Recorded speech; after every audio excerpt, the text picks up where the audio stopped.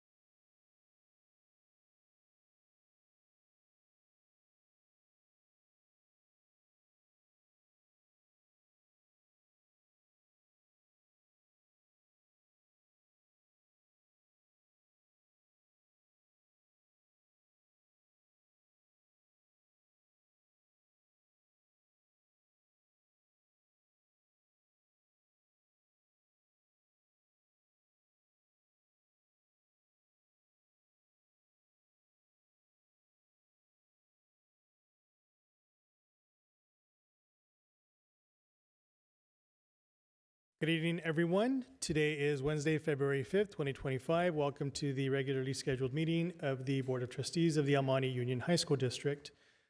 The board has now reconvened out of closed session.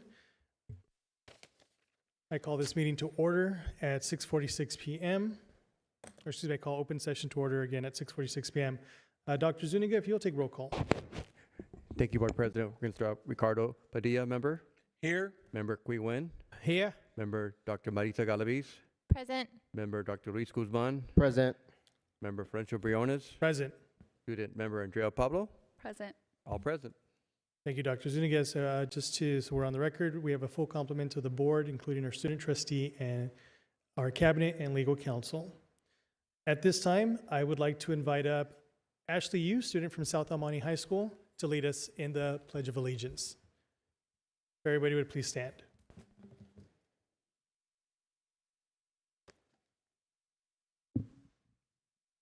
Put your right hand over your heart. Ready, begin.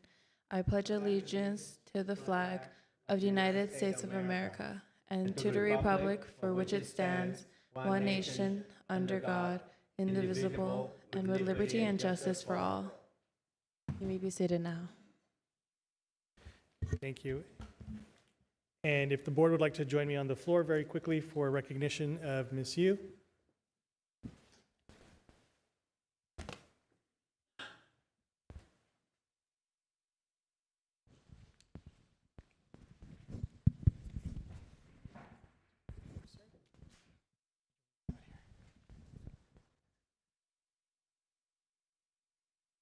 So before I present the certificate, I want to give you the opportunity to share a little bit about yourself to the audience and to those watching from home.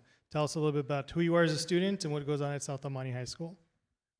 Hello, my name is Ashley Yu. I'm an ASB, a member at South El Monte High School and also part of the Student Advisory Council as the junior representative. At my school, I help out with a lot of events and planning, especially when it comes to initiatives within SAC, trying to implement them in my school to make more awareness and bring more spirit within my campus. Thank you so much. So I'm going to read the certificate that we're presenting to you. It's a certificate of recognition awarded to Ashley Yu for your commitment to serving as a student leader at South El Monte High School and your active participation in the Superintendent Student Advisory Council. It exemplifies your dedication to student voice, civic engagement, and school pride. Congratulations from the El Monte Union High School District Board of Trustees. And we also have this lovely lapel pin for you to wear with pride.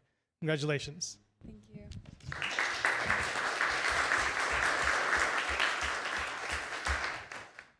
So at this time, I'll open it up to my colleagues to say a few words. If we could please limit our remarks to 1 minute. I will start with Trustee Nguyen. I've been attending Student Advisory Committee almost like every time, and you are super. We're so proud of your achievement. You are so proud of your activity, encouragement you instill on all the students, and you're a good leader in your school. And for that, we are really appreciate what your contribution to the school district. And congratulations, your recognition and award. Thank you very much.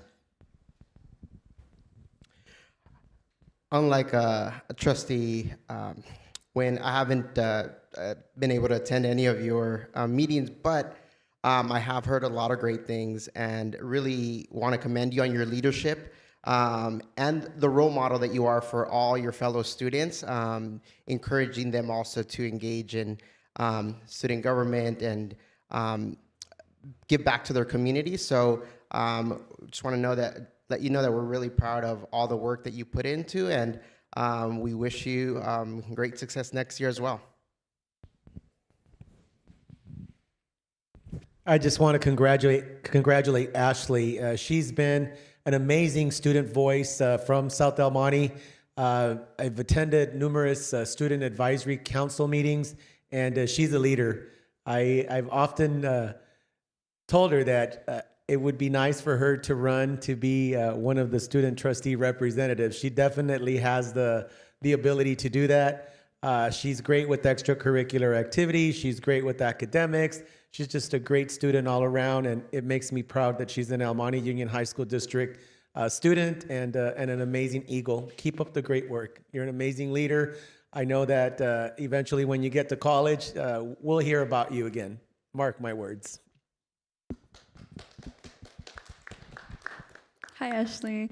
Yeah, like everyone's been saying, you're a great leader, not only inside the classroom, but outside the class. You really do take that time to put in dedication, not only in the time necessary, but when you have extra time, you go in and you put effort into not only the Student Advisory Council, but FBLA, ASB, you know, a whole bunch of other stuff. So I'm really proud of you. Congratulations. Hi, I just wanted to say that I'm hearing all these like leadership qualities about you. So I'm really excited to see what you do after you're done with high school, because all these skills that you're building right now, you'll take with you into the future. And I don't really think there's anything left for me to say other than I'm incredibly impressed, and I look forward to having you work with us next year as well. And there's always the spot up on the dais for an additional student trustee, so perhaps you will consider Mr. Trustee Padilla's advice to consider the student trustee position. But thank you for being here today and leading us in the Pledge of Allegiance. We always appreciate our student input and all of their involvement here at Monte Union High School District. Congratulations. Are you here with any family members today? Or any friends? Anybody you want to invite up for photos? Come on out. So we'll take a photo together, and then we'll have the board step out, and you can have your photo. Let's do one with the board, and then we'll do one without.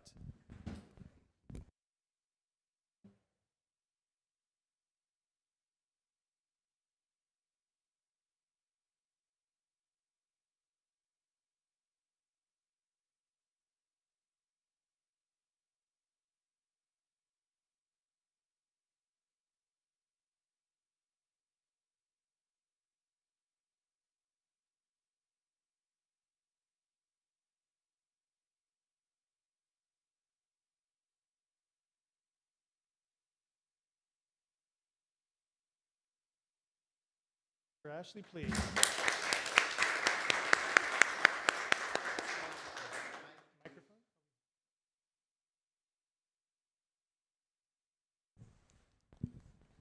This is my friend Kevin Nguyen. People say that he may run El Monte High School, and even though I don't go to there, I think it's true. He is a great business leader because he goes to FBLA and he placed fifth, and he also went to nationals last year as well. So yeah. Hello, my name is Kevin. I'm glad to be here. This is not my first board meeting, but it's always very interesting experience being here, and I'd like to thank Ashley for inviting me up impromptu. Of course.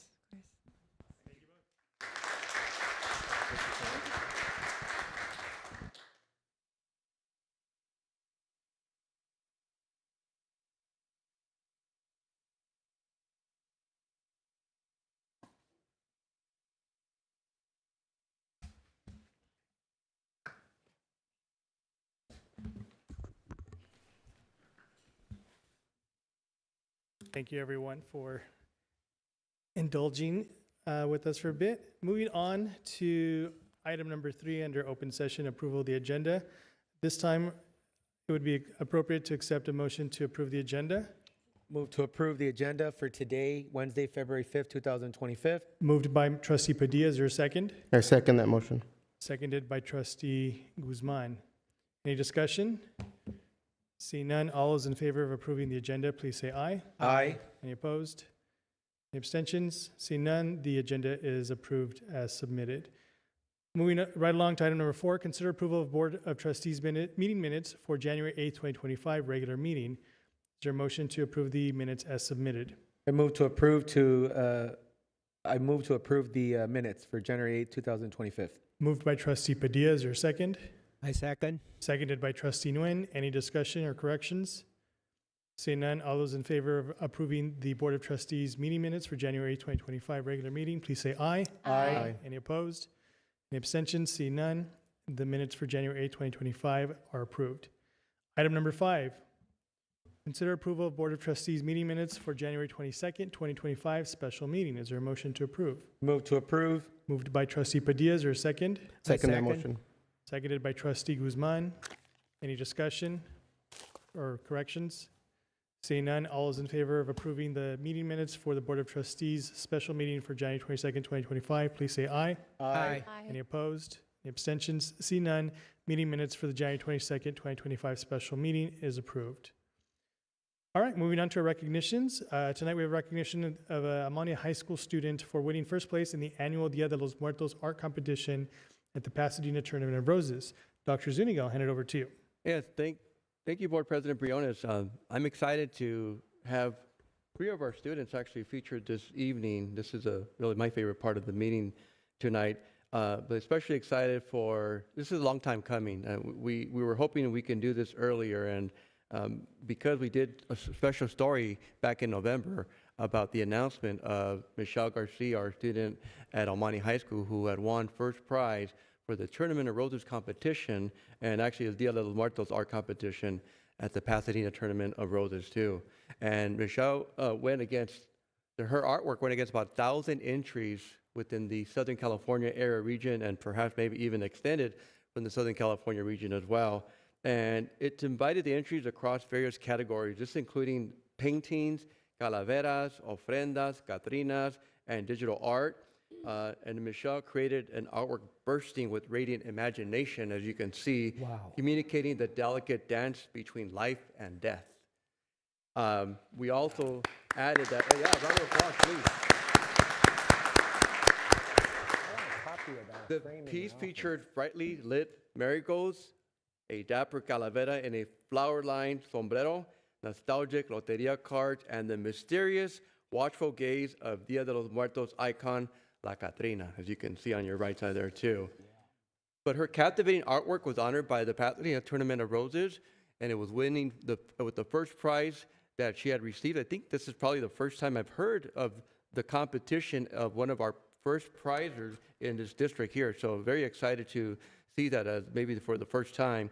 And also that the competition is a popular one. Many entries that have been received over the years there. This is the 5th year that they've done it. And the age group is 14 to 18 too. So just to let you know, they're not like competing against, either first graders or even adults. This is all within her age group. Along with the recognition, Michelle received a $2,000 scholarship presented in partnership with the Consulate General of Mexico in Los Angeles. So I think that was done right around November, earlier start too. And then Michelle has been working on her artistic skills since her childhood, from what I've learned, and cherishing every opportunity to work on her craft. And her journey took a big step forward as freshman when El Monte High School art teacher, Mr. Aguilera, noticed her potential too. So I'll shout out to our art teacher there, Mr. Aguilera, for not only influencing her, but encouraging her to do the entry and do what her passion was about art here. Mr. Aguilera encouraged Michelle to submit a drawing to the prestigious Ryman Art School, where she was accepted and has since completed 3 semesters at its Fullerton campus too. So very impressive. I want to read a quote from Mr. Aguilera. It says, Michelle was incredibly talented and her art has grown considerably over the years. Despite a busy schedule attending Ryman, she has developed the discipline to keep creating and submitting her work to art contests. Her scholarship shows her classmates that they can be successful too and have the talent to compete with other students in their age group as well. Before I congratulate Michelle and bring her up here, I do want to also invite our principal, Mr. Eddie Cuevas, who is here, and also who knows her very well, and also who has learned through her teachers and her belonging at El Monte High School, what creates a line here. So, Mr. Cuevas, if you can join us and say a few insight words about our student here, Michelle.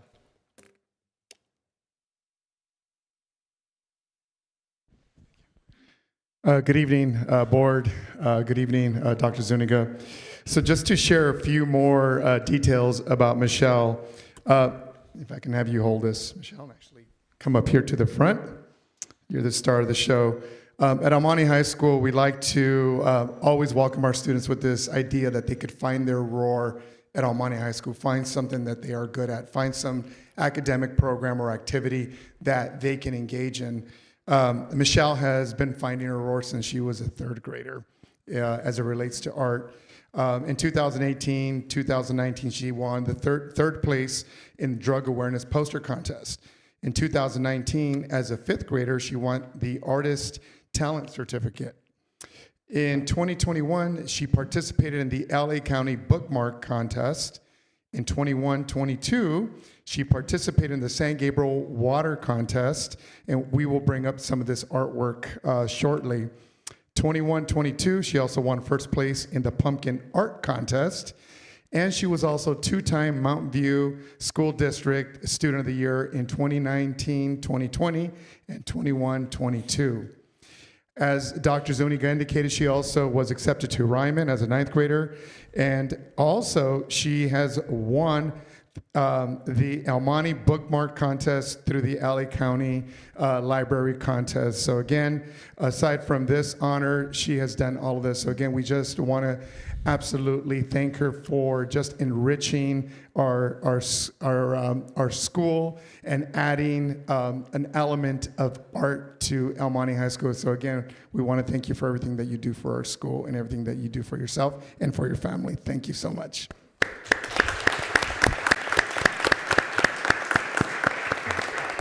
Thank you, President. Thank you, Mr. Cuevas, our principal at El Monte High School. But I do want to also just have a couple of things that I keep in mind when we're supporting the arts, right? Because here is a product of what we invest in.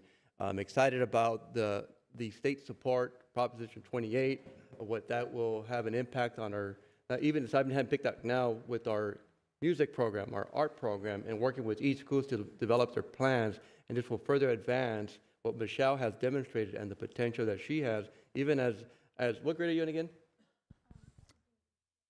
So we have another year, and I'm sure there's other students looking up to you. That artwork can be displayed anywhere. I mean, I'm not talking about just our community. And if you have that potential, just winning that there, that could become more of your either job opportunity. That could be something that you as a career, if your interest, your passion, your love for art, but heavily invest in what you are passionate about and you're dedicated in your own personal life. And you know, I know that you're going to carry on into your adulthood, but not everybody carries that talent. And I'm really, really proud of you. I think the board is too, and appreciative of just you representing El Monte, not only El Monte High School, but El Monte Union High School District, Tournament of Roses, and beyond too. So congratulations on behalf of our entire board. Extremely proud of you. And I know it was a long time coming because this did happen in late October, early November, but we wanted to bring you back and to celebrate your artwork, but make sure that the public knew about the piece of work that you created. Congratulations.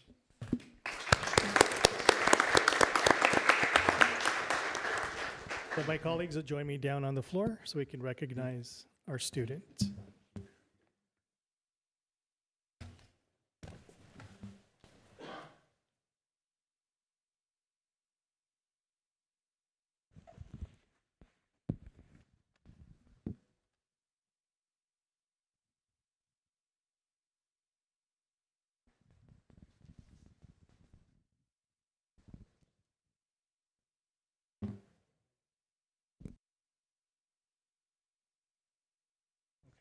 So I'll let you speak first before the rest of us give you your kudos. Good evening. I want to take this time to appreciate the district and the teachers who have always supported the arts in our schools. To the district, thank you for the dedication to ensure that the arts remain a part of our curriculum. Your dedication allows our schools to develop the programs to encourage the visual arts and perform arts. Thank you, Mr. Aguilera, for all the support and the encouragement you've given me. For your guidance, your belief in me, and your dedication shows me how to approach challenges and push myself further. Thank you to all the teachers for having the passion to inspire us to get through challenges and encourage us in the most meaningful way. Lastly, I would like to thank my family for the support, your consistent love and encouragement. Thank you for being my biggest supporters. Thank you all once again.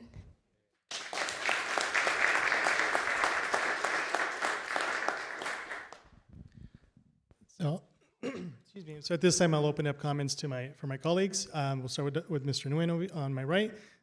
Reminder, if we could keep our comments to under a minute. Thank you. I make it quick, but the painting speak volumes. Just looking at it, life and death, is the continuity and the color coordination so marvelous. Looking at it, it's going to your brain right away, and no wonder you get the award. And congratulations on your and your achievement, and I wish you a lot of success in the future endeavor. That's it. Wow. It's really, really breathtaking to see that and to see it up close and personal. It's almost hypnotizing. And I'll be honest, just the first time when they put it up there, first thing I thought of was Coco. And but I think that speaks to the level of your talent. And you said your teachers as well, but I think your dedication, the support you have from your family, but the talent that you have and all the places that you can go, the world's your oyster. And we're just so incredibly proud. And I think like Dr. Zuniga said, that is something that we want to see not just in our community, in our high schools, but in other places as well. And just knowing that this is what's coming out of our district and that your fellow classmates are watching that and being encouraged to pursue it is just amazing. So once again, congratulations, because that is truly amazing. God works in mysterious ways. God wanted it to come out after January. You know, this is a great example of the contributions that we Latinos brings to the United States. You know, with an amazing leader like Mr. Aguilera, the sky's the limits for our students. You know, growing up, I played loteria. I know la pera, la chalupa, el pescado, all those. I grew up on that. You know, getting the frijoles pintos and fighting for them and picking the right card. I would always pick the one that had the rosa on the top left-hand corner. I consider that to be a very winning card. But this is phenomenal. It speaks to our culture. It speaks to Latino culture. You know, we've had so many students getting so many awards at the Rose Parade. It's awesome to put El Monte Union High School District on the map and to show that we can compete against anybody, anywhere in the world. Our kids are talented not only academically, also in the sports, you know, with many of our schools going to CIF, but also in the arts, you know, and where do we buy your piece? We need to contribute to your piece. You know, don't give it away for free. If anybody wants a copy, tell them you got to cough up some dollars and stuff. And I really mean that. You're a phenomenal young lady. I know that we have Lalo Alcaraz who comes and does a lot of the pieces, but we could put that against any of Mr. Alcaraz's pieces as well. You know, and congratulations to the Garcia family. Very proud as a school board member. Arriba la familia Garcia. Congratulations. Hi. Just like everyone has been saying, it's not only breathtaking, it's the simplicity of it. It's like you can never get tired of it, you know? Like if I were to see that displayed in some office, like it's just something that you'll find something new each and every time when you stare at it. And I think that that's amazing. Like Mr. Padilla said, like there's a reason why we haven't recognized you earlier, you know? And amidst like all this political stuff going on in our country, like it just really shows like the effort within our community and how much we have to contribute, not only to like the United States, the community, but the whole world, you know? And I think that wherever your talents take you, you'll be in a great place.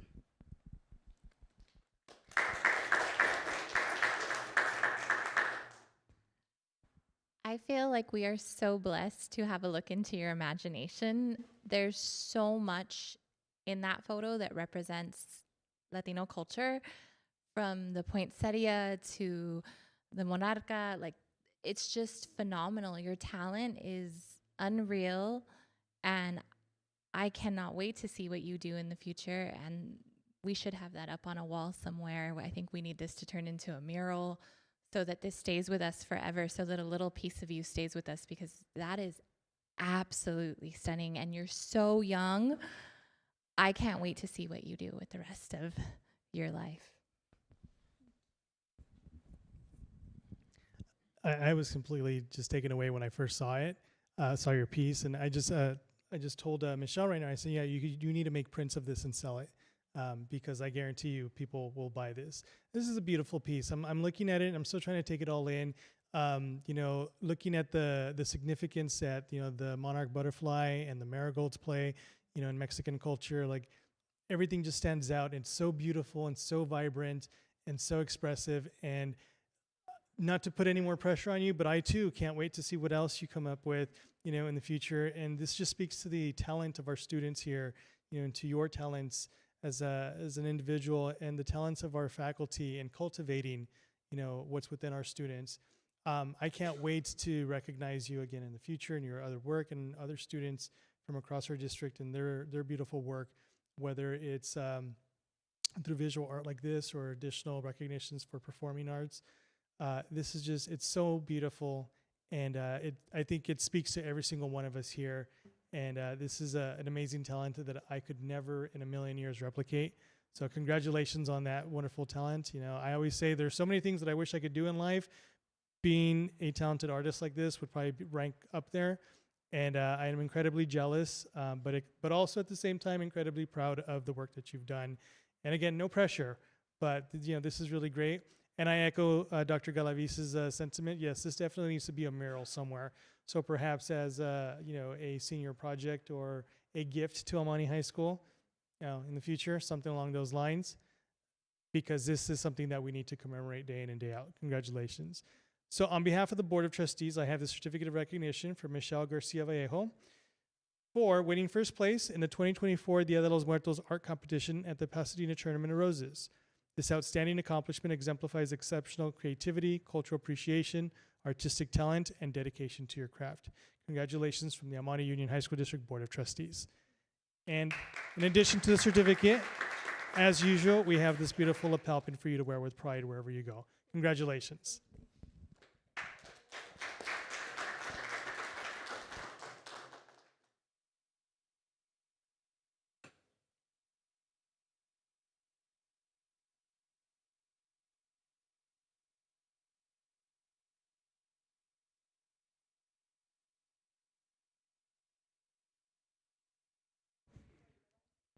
No pressure, if you want to.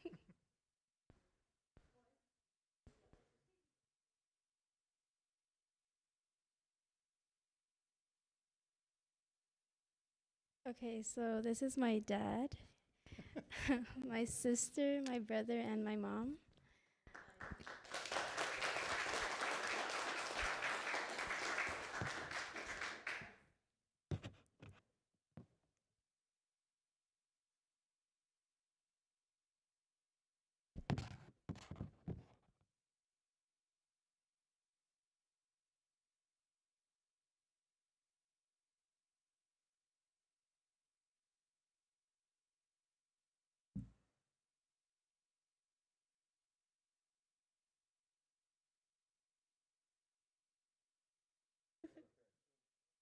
Yes, sir. Thank you. Thank you. Thank Yes. you. Yes, thank you. Thank you. Thank you. One more. Gracias. So, who do you want? Thank you. Congratulations. And one more? Just your principal is to Almani High School graduate. So you want her by yourself? Or?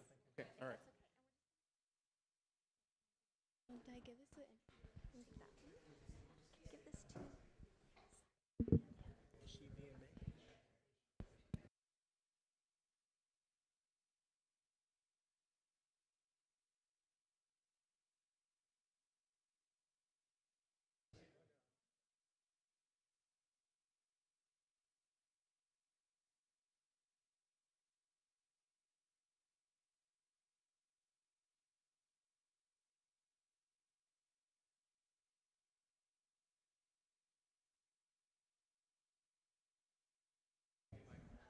I'll just let Dr. Zuniga get to his chair because you're going to read for the. You want to do that? Okay. All right. So moving right along, item number 6, it's a recognition, or sorry, item number 7, recognition of the Los Angeles County Office of Education Superintendent Student Advisory Council students for their participation in the EdBuzz Know Your Educational Rights interview. I'll hand it over to Dr. Zuniga. Thank you, Board President Briones. Again, thank you everyone for your patience or being here with us this evening. As I mentioned earlier, this is an exciting moment to honor 2 of our students. And this is a special opportunity for us to feature not only the artistic side, but also the leadership side of what our students are capable of. We have 4 students that are part of what you call the Los Angeles County Superintendent, because we do have a county superintendent's advisory committee. And these students were selected. You had to apply for these. And I think for the first time, we have 4 El Monte Union High School District students. 2 of them are from Mount View High School, and 2 of them are from Rosemead High School. Out of those 4, 2 were selected to participate in what you call an Ed Buzz feature with the deputy or the superintendent of the county. And this is a special moment because this Ed Buzz is featured online. It's a YouTube recording. There's various folks that are invited, from our educators to students to distinguished guests, to talk about Ed Buzz, what's happening around education, right? So I'd like to just start off with just recognizing these individuals, not only for being part of it, just for the outstanding work that they contributed to this recording that you'll see. We have a few minutes that we want to share with you. But the actual individuals, 2 of them, and we invited both of them because they participated. Out of the actual video, you're going to see 3 students throughout the LA County. You remember, we have 80 school districts throughout LA County, right?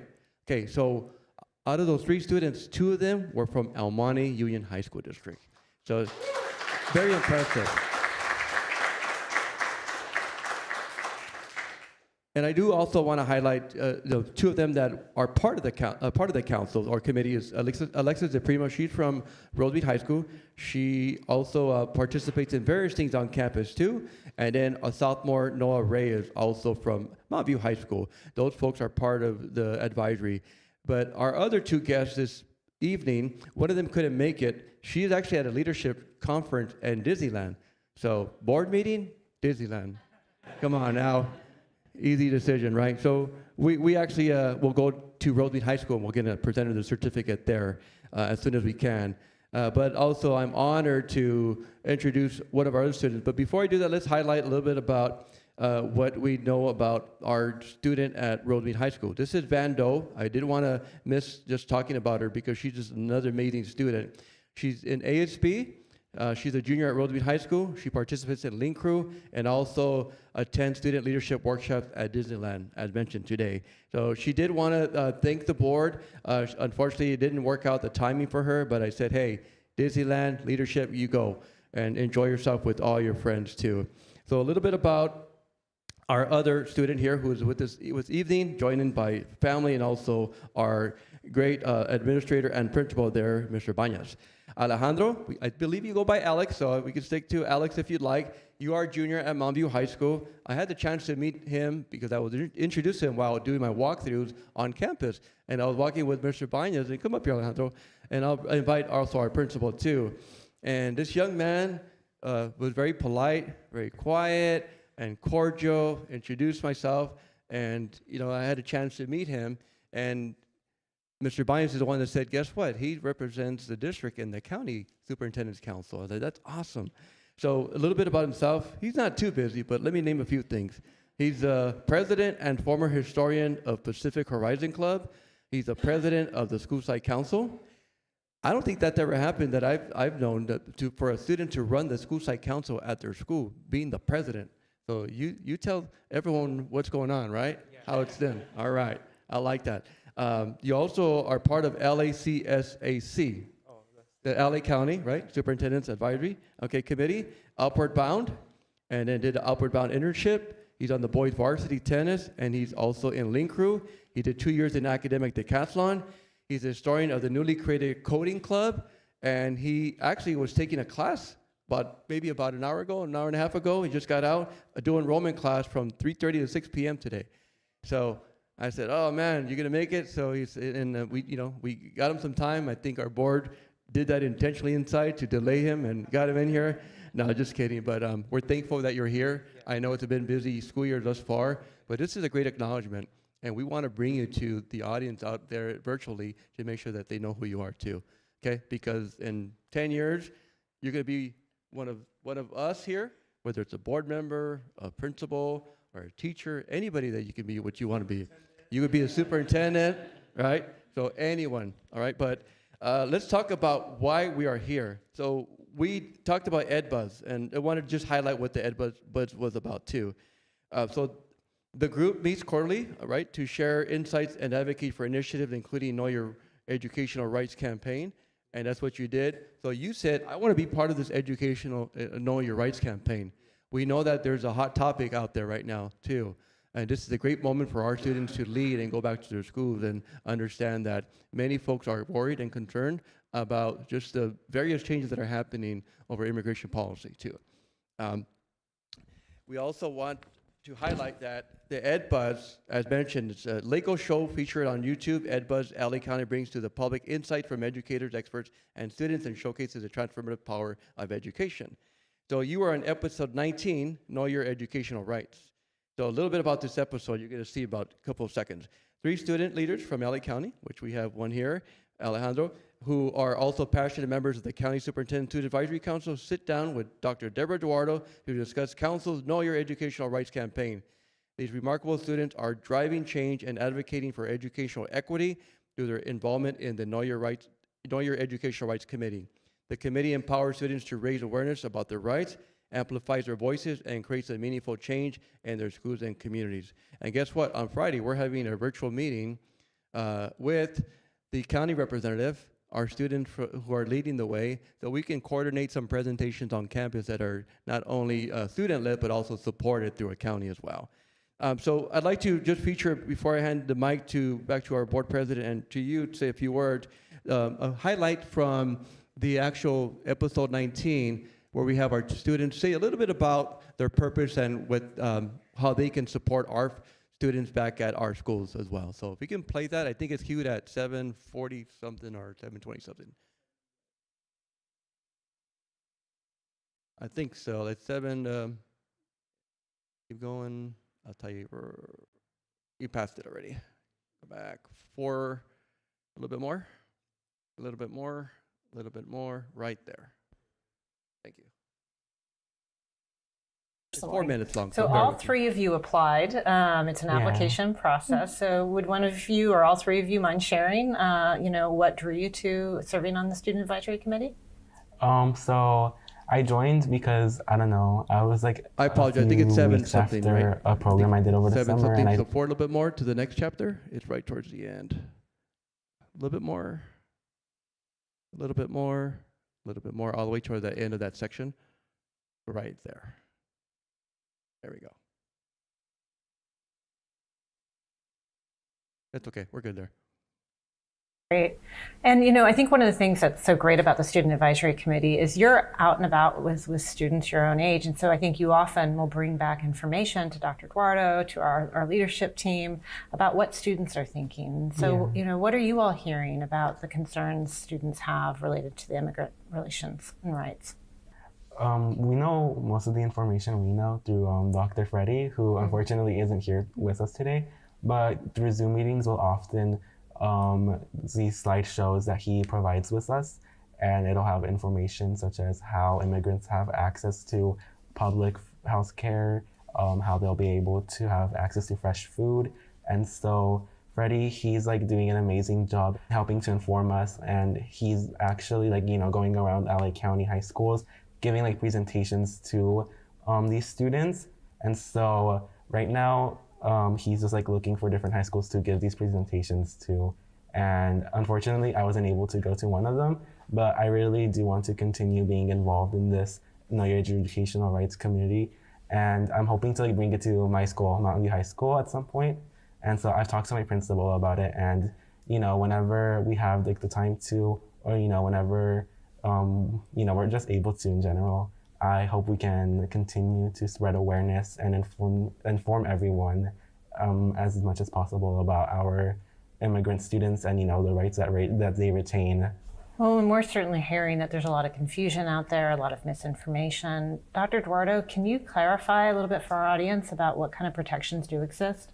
Yeah, I think it's really important, and that's why we have this campaign, is to inform immigrants and the entire community that all students have the right to a free public education. It doesn't matter where you were born. It doesn't matter if you're documented or not documented. Our schools are, it's part of our entire plan is to make sure that every single student feels safe, confident coming to school. So we want everybody to know, regardless of what you may hear in the news or see in the newspapers, all students, immigrants, are entitled to a free public education, and the law stands behind them. And as school districts and schools, we're going to do everything possible to protect all of our students, and not only to protect them, but to make sure that they're getting the resources that they need, that they're getting accurate information. There's a lot of fear out there. There's been a lot of negative rhetoric around immigrants. There's been negative talk about, mass deportations, families being separated. And I've gone out and I've spoken to students and families that are really terrified. They're afraid of being separated. And we want our schools, our teachers, everybody who works on a school campus, counselors, to be able to provide accurate information if a parent or a student is concerned, to make sure that they are feeling safe at school and able and ready to learn. Van, I'll ask you, are there strategies that you think schools can use to reach students about this important information? I believe yes. So I think one way schools can spread awareness about their rights is maybe all students and families from the school district can receive a mail, an email about their rights. Or during registration for the new school year, we can have a note or a clarification that all immigrant students have the right to their education and they can receive free education and that their immigration status won't affect that. Thank you. That's and I know you've all So you saw these are two of the students that spoke were from our school district. Alejandro, Monte, and then Bando from Roadmead High School too. Very proud moment featuring our students talking with our county superintendent, Dr. Eduardo. I want to just, before I head back to the board president, hand it over to our principal, say a few words about the student. Members of the board and cabinet, good evening. I'd like to add a few more items to what Dr. Zuniga had shared. Alejandro is taking 5 AP classes as a junior, so that's how smart this kid is. A little, story. Last year, I received an email from his counselor, Ms. Atran, saying that, Mr. Banyas, there's one student who really wanted to be part of the school site council. What's the process?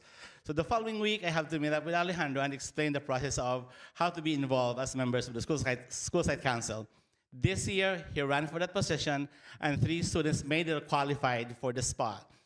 So we had our first meeting. We opened the floor for the nomination of the president. I was not expecting that a student would raise his hand saying, can I nominate myself? When he started nominating himself, another student, can I also nominate myself? Those 3 students nominated themselves as president of the school site council. And then we added 2 more members of the staff. And I give them the opportunity to share what are the reasons why you wanted to run for office. Can you give us some ideas? He spoke, the 2 kids followed, and then the next person, one of my teachers said, you know what? Let's give this position to them. I'm withdrawing my nomination. So 2 teachers withdraw their nomination, and he got the position as president.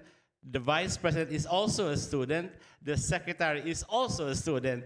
So if you look at our mixture of people at the school site council is led by our kids, and he is laying the meeting for the last 3 school site councils meeting that we have.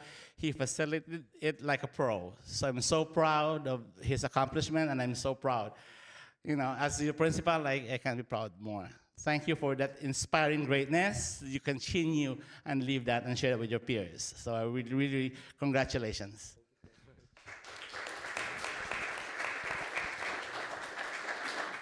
Thank you, Mr. Baños. Thank you, Dr. Zuniga. I'm actually going to turn it over to Alex to say a few words before I turn it over to the board. Hey everyone. So I came in here unprepared without a speech or whatever, but I suppose I can say a few words, right? So, first and foremost, I'd like to thank Mr. Banyas and just like everyone who supported me to get, supported me as a person. I know there's like so many people I can attribute my success to, like all my teachers, Mr. Vanyas, my counselor, Ms. Otran, who's like my biggest means of support and inspiration. And I think as a counselor, you know, I couldn't have asked for anyone better. And, you know, there's just so many people that I just, you know, attribute my success to. And so to be able to return the favor to other people by advocating for immigrants and being able to make actual change through programs such as the LA County Student Advisory Council, I mean, it feels like I'm giving back to, you know, other people as a, you know, as something, sorry, it just feels like I'm giving back to other people for the help I've received throughout my life. And so, you know, I'd like to say that, you know, us young people, we're the catalyst for change, and, you know, we're like, you know, the people who will decide or make decisions that are integral to this country in the future. And so, you know, being able to be part of that, it's truly something inspirational, and it's truly something I hope to continue doing as I go into college. And that's about it. Thank you so much.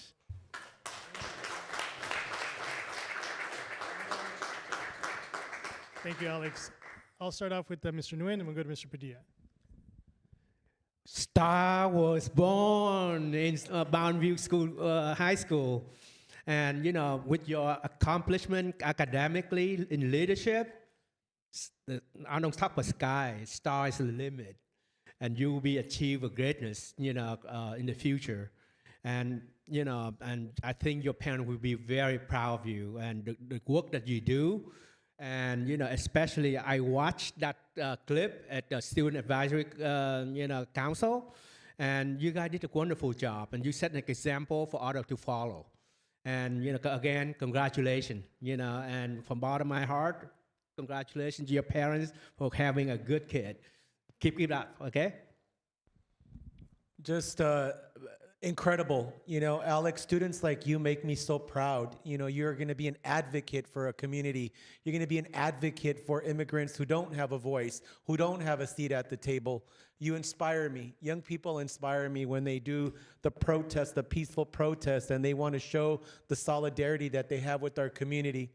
Your advocacy, your leadership make me feel very comfortable that eventually we will turn our country over to young people, to Latinos, to run this nation. You know, Latinos as a whole, in doing all the research or listening to the think tanks, the people that do all the research, we are one of the youngest ethnic groups in America. And I don't need to be a mathematician like Mr. Cui Win here to tell you that Latinos will eventually run this country. And it's going to be because of students like you that lead the way, that will not stay quiet, that will not mince their words, that will say what needs to be said. They will lean into the discomfort and bring about the change that you want to live in a nation that you want to live in. So kudos to you, amigo. Keep it up.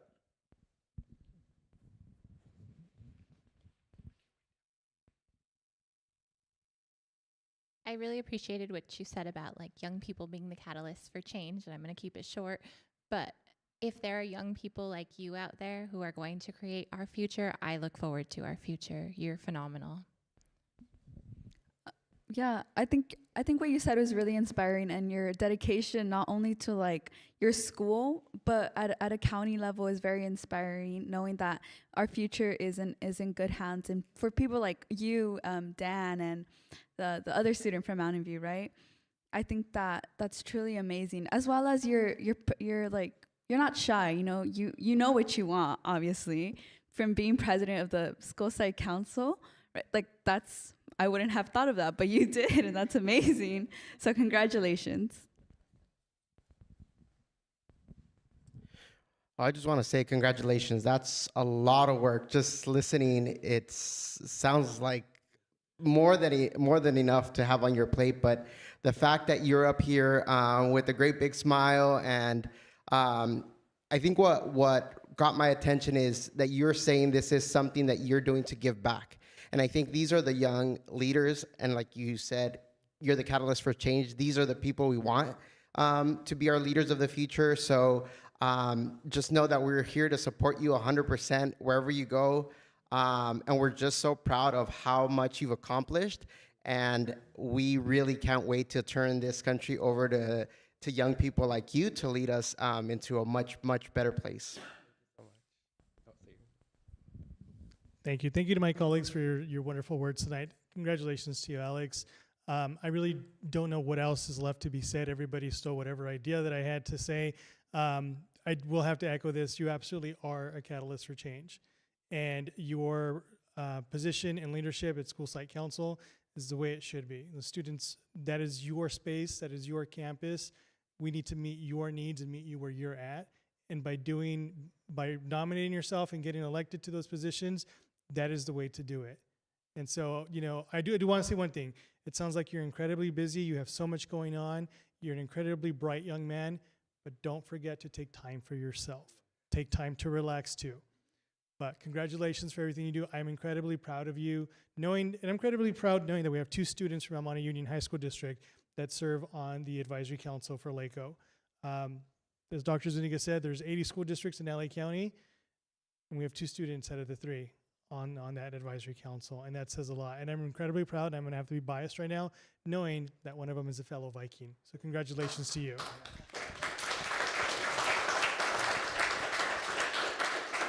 So on behalf of the Monte Union High School District Board of Trustees, I have a certificate of recognition for you, Alejandro Dena, for your dedication and leadership as a member of the LACO Superintendent Student Advisory Council and your valuable participation in the Ed Buzz Know Your Educational Rights interview. Your commitment to student advocacy and educational equity exemplifies your dedication to empowering your peers and making a meaningful impact in the community. Congratulations again. And again, we have a beautiful lapel pin for you to wear. Wherever you go, whatever you do, you wear that pin with pride, and you always remember you came from the Monte Union High School District. Congratulations again. Do you have any If you want to invite family up, come on up, we can take a photo. We'll take a photo with the board, and then we'll step out so you can have a photo. Let's have everybody move up.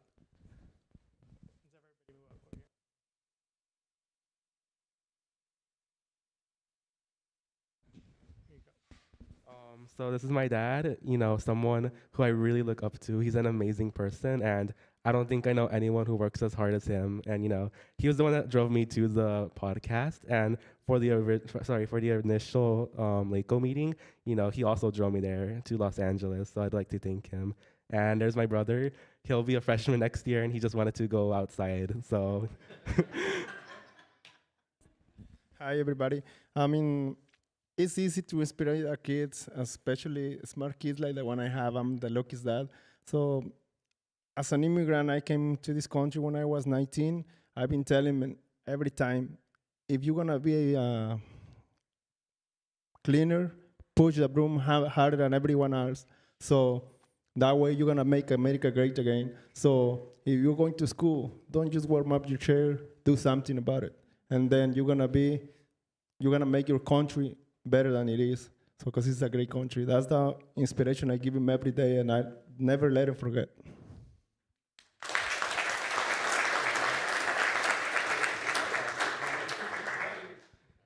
Okay, so let's have everybody move up.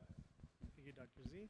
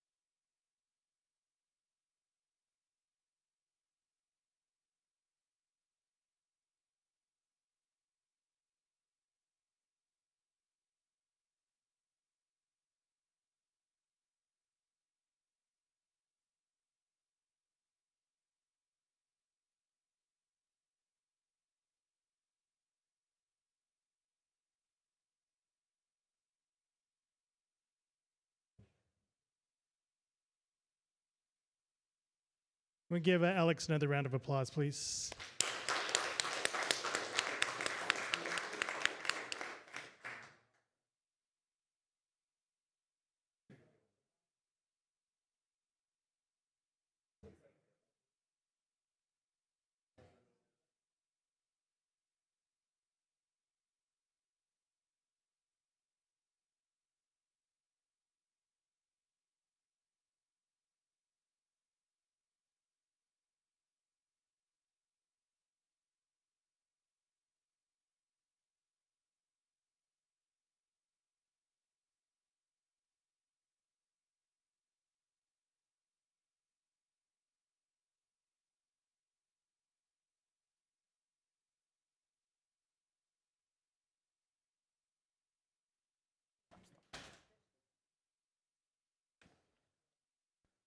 And he's so humble. He's so like down to earth and like.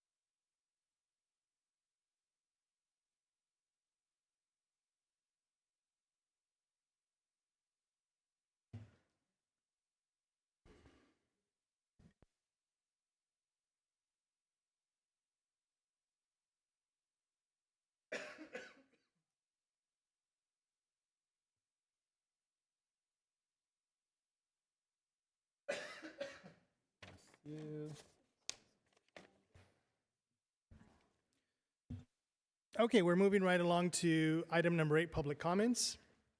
At this time, this is an opportunity for speakers to address the board. Members of the public who wish to address the Board of Trustees on any matter within the subject matter jurisdiction of the Board of Trustees may do so during the public comment portion of the Board of Trustees agenda. However, pursuant to provisions of the Brown Act, Government Code Section 54950, the Board of Trustees, except under very specific emergency circumstances, will not be able to act on any matter discussed during the public comment portion of the agenda until such matter is properly placed on a future meeting agenda. The Board of Trustees may direct district staff to investigate and/or schedule certain matters for consideration at a future board meeting. The Board of Trustees cannot respond to specific questions from the public. So at this time, I will call up Alfred Mendoza. And I believe Mr. Mendoza has left. Okay. Denise Villalobos.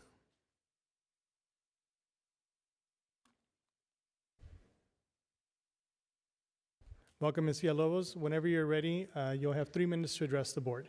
Sure, thank you. Good evening. My name is Denise Villalobos. I'm a teacher at the Adult Transition Program, and I just came to say that I'm here to remind the board that the Granada Adult Transition Program is still there and functioning in a parking lot.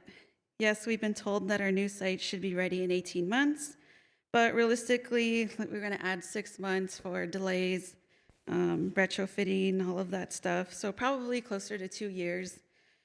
And I'm just weary about these estimates because about 2 years ago, the project halted and we lost over $1 million in taxpayer money. Now that we're back on track with the approvals and everything that's going forward, those construction costs have increased due to inflation. So now we're out even more money. Back then, teachers were happy to wait for new resources and technology because we thought we were getting a new site. But now we don't want to wait to ask for things that we need. I'd like to acknowledge that we're finally getting new Wi-Fi access points and some new security cameras. So we're on the right track. I want to remind the board and administration that we can't wait 2 years for updated resources. It's not fair to the students who we have right now. By the time we move, most of my current students will have already graduated and aged out of our program. At our last winter graduation, Dr. Zuniga and Mr. Briones, they heard speeches from our teachers expounding about how much progress our students have made. It's really heartwarming to hear that a student got a job at Disneyland, graduating from our program. And even recently, one of my students, who's a selective mute, he just suddenly started speaking to my paraeducators, and he told them of all things that he wants purple hair. So to say that out loud to us, like, just, it takes a lot of courage for someone who, courage and just comfortable. So just please continue to give us the resources that we need. Keep the timeline moving forward and open the lines of communication regarding the construction, and like give us updates so that we can remain hopeful. We're really excited to move into our new home, and we will be patient. However, please understand that our current home continues to fall apart, and the Band-Aids are just not holding on. They're like those cheap plastic Band-Aids. They're not the nice fabric name brand Band-Aids that we have. So thank you. Thank you, Ms. Villalobos. I believe that concludes public comment. If there are no other individuals who wish to address the board, then at this time we'll move on to item 9, communication from our union representatives of the Amani Union Educators Association and the California School Employees Association. Is there a CSEA rep tonight? No CSA today. Okay, we'll move on. Is there a representative from EMUHSD? Come on up.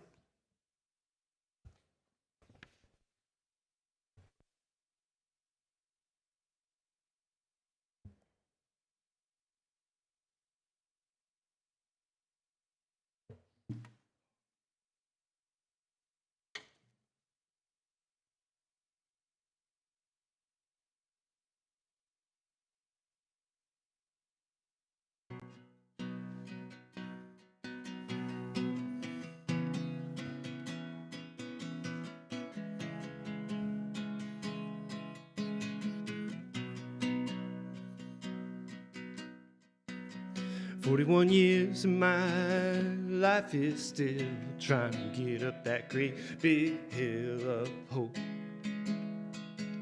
for a destination. And I found out just when I should, this world is made up of some great siblinghood of all, for whatever that means. And I cry sometimes when I'm in my bed, just to get it out what's in my head. And I know I'm just a little peculiar. And when I wake up in the morning and I step outside, I take a deep breath and I get real high and I scream at the top of my lungs, what's going on? And I say, hey, yeah, hey, yeah, hey, hey, yeah, yeah. I say, hey, what's going on? And I say, hey, yeah, hey, hey, hey, hey, yeah, yeah.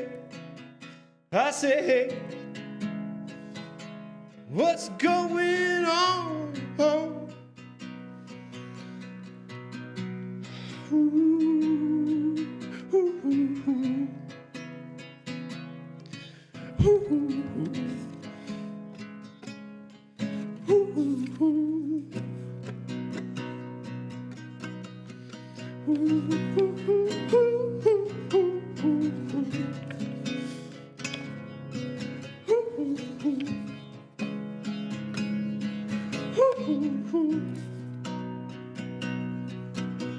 And I try, oh God, do I try?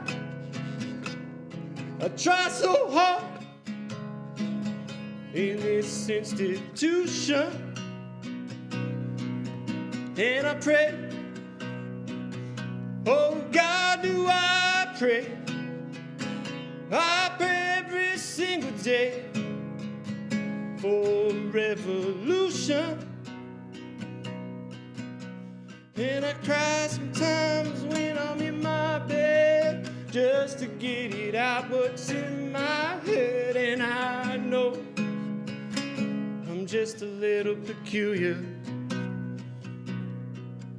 And when I wake up in the morning and I step outside, I take a deep breath and I get real high and I scream at the top of my lungs, what's going on?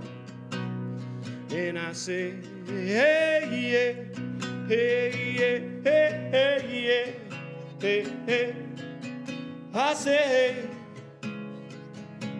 what's going on? 41 years in my life is still trying to get up that great big hill of hope for a destination.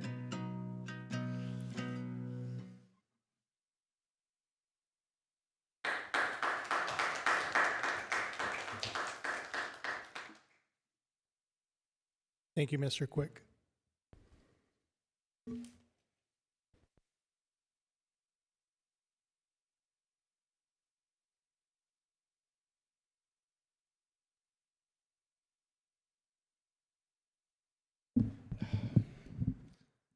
Good evening. Peace and good health to you, your family, and your community.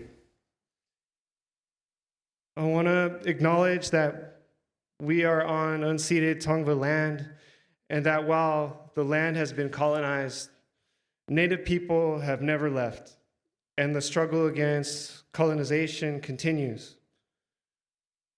The struggle against colonization continues most saliently right now with the sense that our own homes are being invaded, our own families separated, and the same goes for all of the community spaces and communities which we hold dear.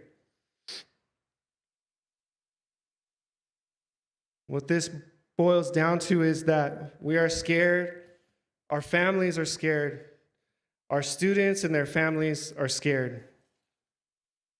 Scared of losing ourselves, each other, and our communities.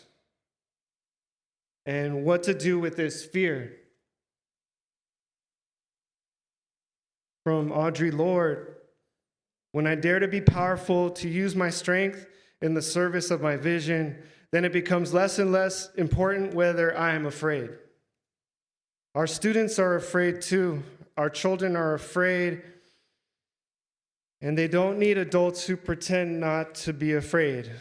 They need adults who can model healthy ways of dealing with fear. How can we better understand this which we fear? How can we take action in community to improve that situation?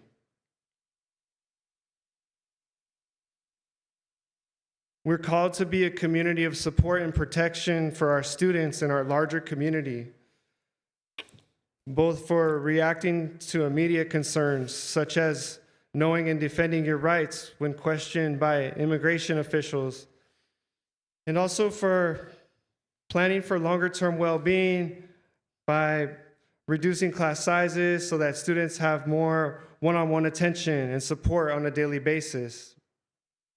There's so much work to do, and we need to depend on one another. Like Dr. Martin Luther King Jr. said, injustice anywhere is a threat to justice everywhere. We are caught in an inescapable network of mutuality, tied in a single garment of destiny. Whatever affects one directly affects all indirectly. Never again can we afford to live with the narrow, provincial, outside agitator idea.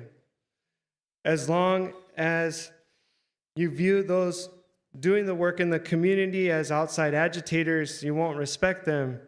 And as long as you don't respect them, you won't respect yourself or your community.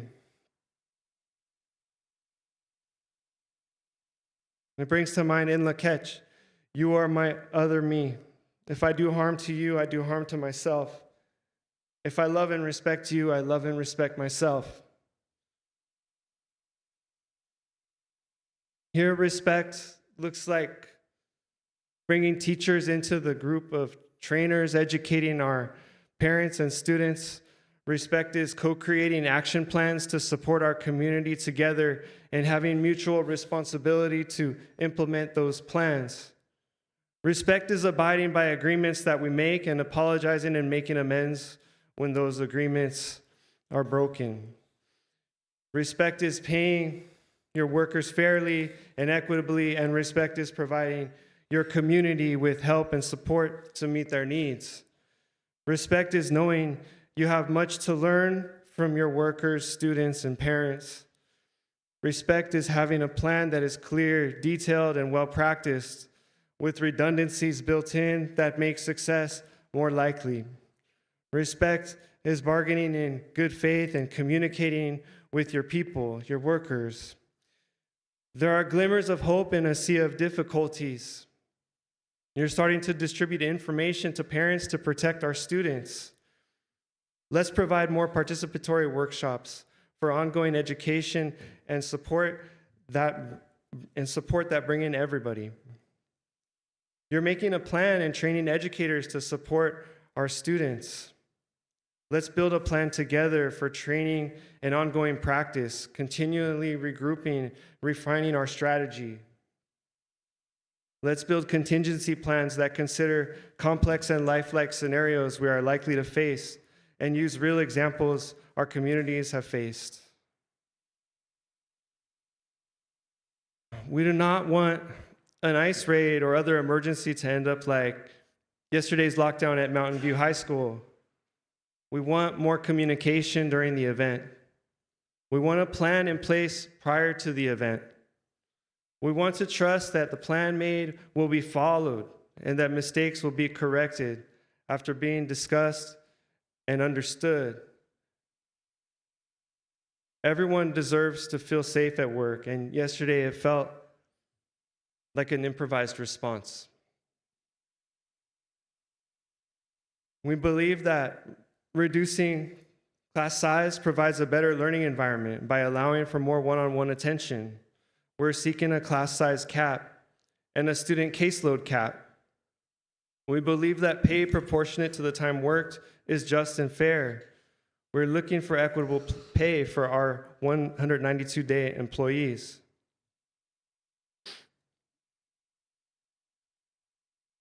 We all know that it is disrespectful to ask workers to work on an expired contract.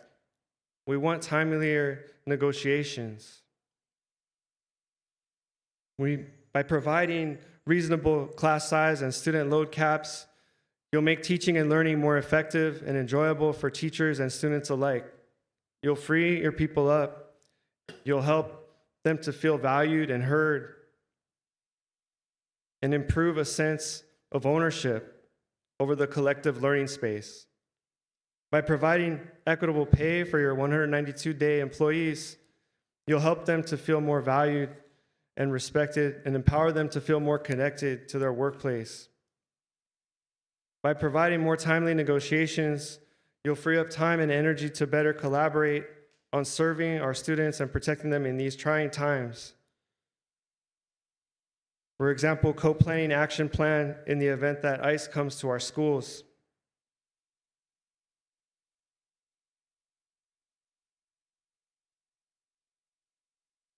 A fellow colleague from Mountain View offers this.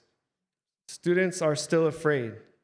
Just yesterday, one of my students shared that his uncle got deported. This is the reality of our students. Our school and our district speak of student well-being being priority. Our students are hurting. They are being terrorized. They are in danger. Why don't we have an action plan at every site? Why are we waiting? We cannot stall any longer. Our students need a guarantee, a reassurance that they will be protected. What is our city leadership doing? How is EMPD or SROs going to protect our students? Our families need answers. They need us to act now. Now I invite my colleague, Catherine, to speak.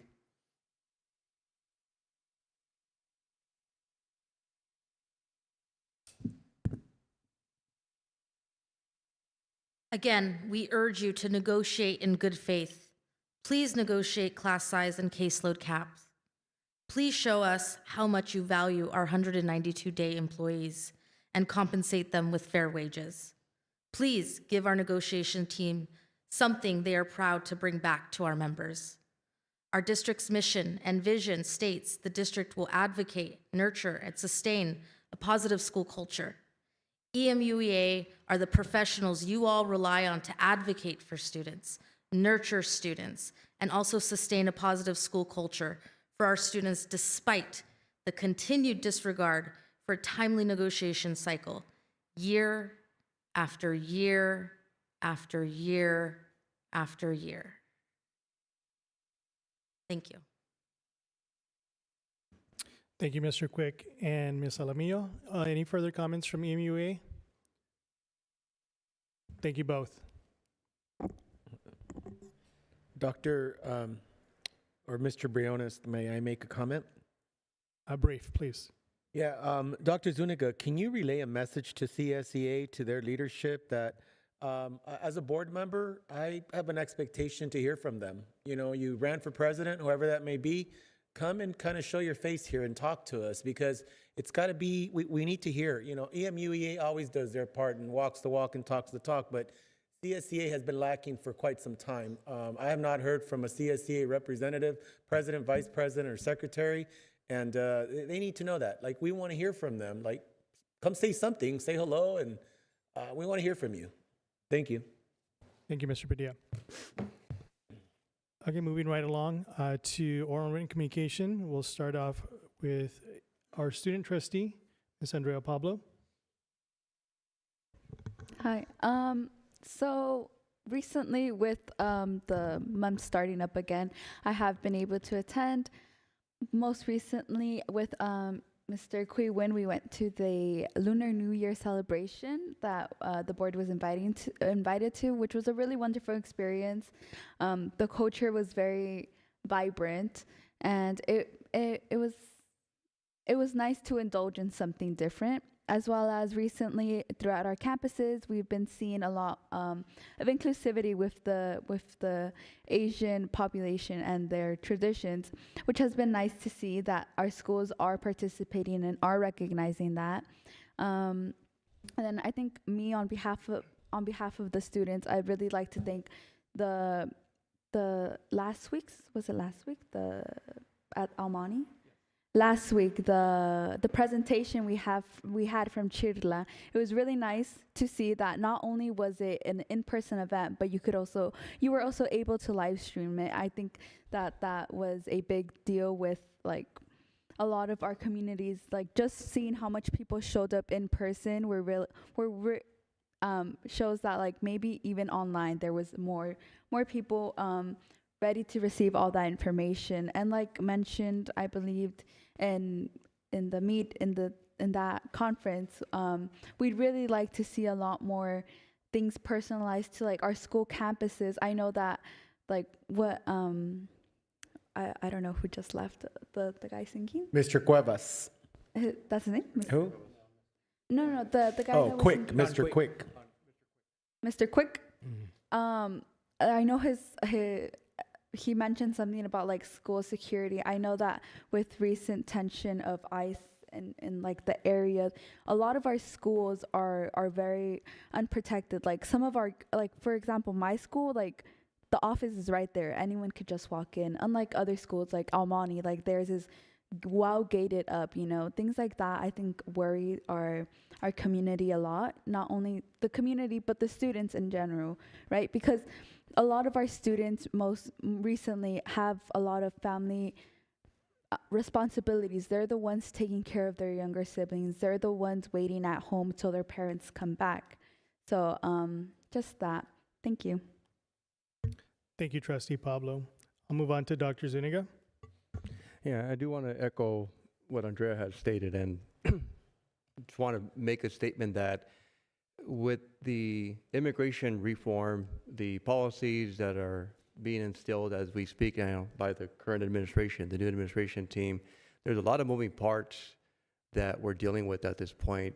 Every LEA is seeking information, providing resources to families, but in reality, this reminds me of the opportunities when we went through COVID, about the instant change that we had to adapt to quickly, and the constant changes in rules and policies, the direction that was being provided from either the state or federal government, that we had, as educators, had to adapt and quickly really assimilate to some of the guidance that's being provided.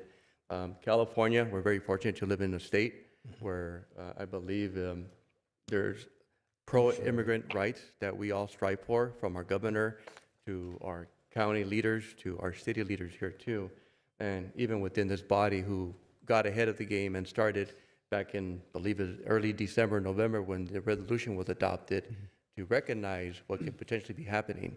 And unfortunately, it's happening as we speak. I have this in front of me. It's a promoting a safe and secure learning environment for all.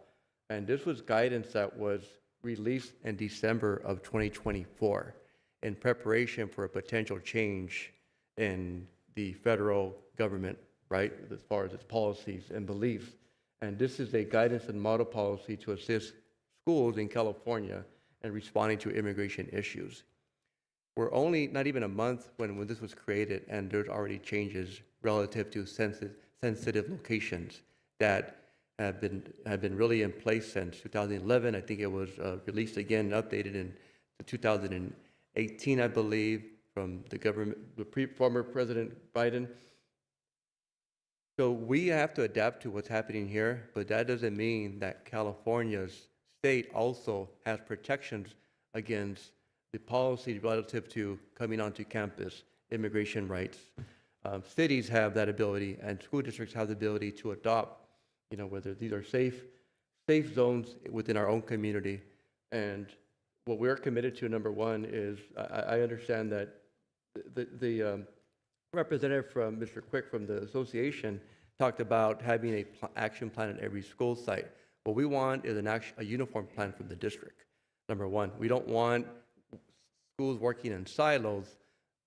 Then the liability comes with us to making sure that our kids are protected with the most current laws and policies in place. So what we first initiated is more information, train the administrators. We are in the process of developing the actual visits to school sites to meet with staff at their faculty meetings to go thorough about what happens if and when, if and ever, we have a visit from an ICE agent. So we're planning to break it down, but go in person to talk to teachers, go in person to listen to concerns from staff relative to the immigration policies that are currently happening now. So that's something that we are taking place. I know some of you guys have comments about last Thursday. Unfortunately, I was not able to make it, but I can't tell you how proud I was of the team that was there in place, that was prepared to receive our families with dignity, with pride, with compassion, making them feel that they're at home, and knowing that there was about 300 parents that showed up. We weren't expecting that. As a matter of fact, I was talking to, I believe, Mr. Padilla, and he said, "Are you sure that Lion Center is going to be enough?" And with the worried comments that we received from families that they would not come to the meetings because of fear of being on campus, we didn't even want to promote this event that was happening about know your immigration rights. And that said, we decided to stream. It's on video recorded now, so people can go back and look at it. And I also want to give kudos to Chila and sending a representative that was sensitive to this topic, that knew from start to finish about the information that was important but up to date and on point for our families. And again, thank you to the host of El Monte High School, our principal, and the leadership here at the district office. But really, the support staff is what made it happen. We had an abundance of support staff that was prepared to mobilize support as the numbers grew once we started the meeting. I understand the second location took place, and families were okay with it. So thank you from my end for representing El Monte High School District in my absence, and for our cabinet team, to our school administration, to our support staff too. But my commitment again is to ensure that what I have in place here, it's a great document and it's valuable, and there's a lot of information that still validates what we're doing in California to protect students. And this was written by the California Attorney General, by the way, as well. And with the consultation of our legal counsel, if and when things would occur on campus, and we would need to respond immediately and really rely on the legal aspect and the side of what's happening and the changes that are drastically happening throughout our nation too. So I'm going to stop there because I know that this is not an agendized item, but I do want to be sure that we will continue to develop, to adapt, and to meet the needs of our families. I know that the website that we created, there is information that we began to post. It's not perfect. We want to refine so it's easier to not only go through, and people can get the resources that are most important to them and relevant. And I appreciate your input from this. And we'll continue to work with our staff to develop that and increase those resources that we can find on our website too.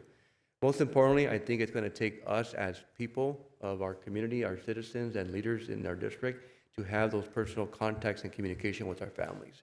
Our community is not a committee of just a digital resource. We have a lot of resources on campus that are personnel that can support families coming in, provide trainings, and ensure that they are being well received, but also supported. So I'm not relying on just putting stuff on the website. I'm relying more on mobilizing our people to provide those support systems in place, from our students to our parents coming in and feeling comfortable, and to our teachers who have spoken and say, we're also afraid too. We want to know what our rights are, what we can do to support our students as well. So that's my responsibility. I think this is our cabinet team's responsibility, directed by the board and guided by the board as well. So thank you, Board President Briones. Thank you, Dr. Zuniga. At this time, I'll move on to board communication. I'll start with my colleague, Trustee Nguyen. And as a reminder, if we could please keep our communication to 5 minutes. Thank you, Dr. Zuniga. I know whatever you do and your cabinet do, you look out for the best interest of our immigrant student. I think the board will 100% behind you. Okay, I want to report it out. I went to the temple to present the certificate recognition on Lunar New Year with the school board, student school board member, Miss Andrea Pablo, and we were treated as a VIP.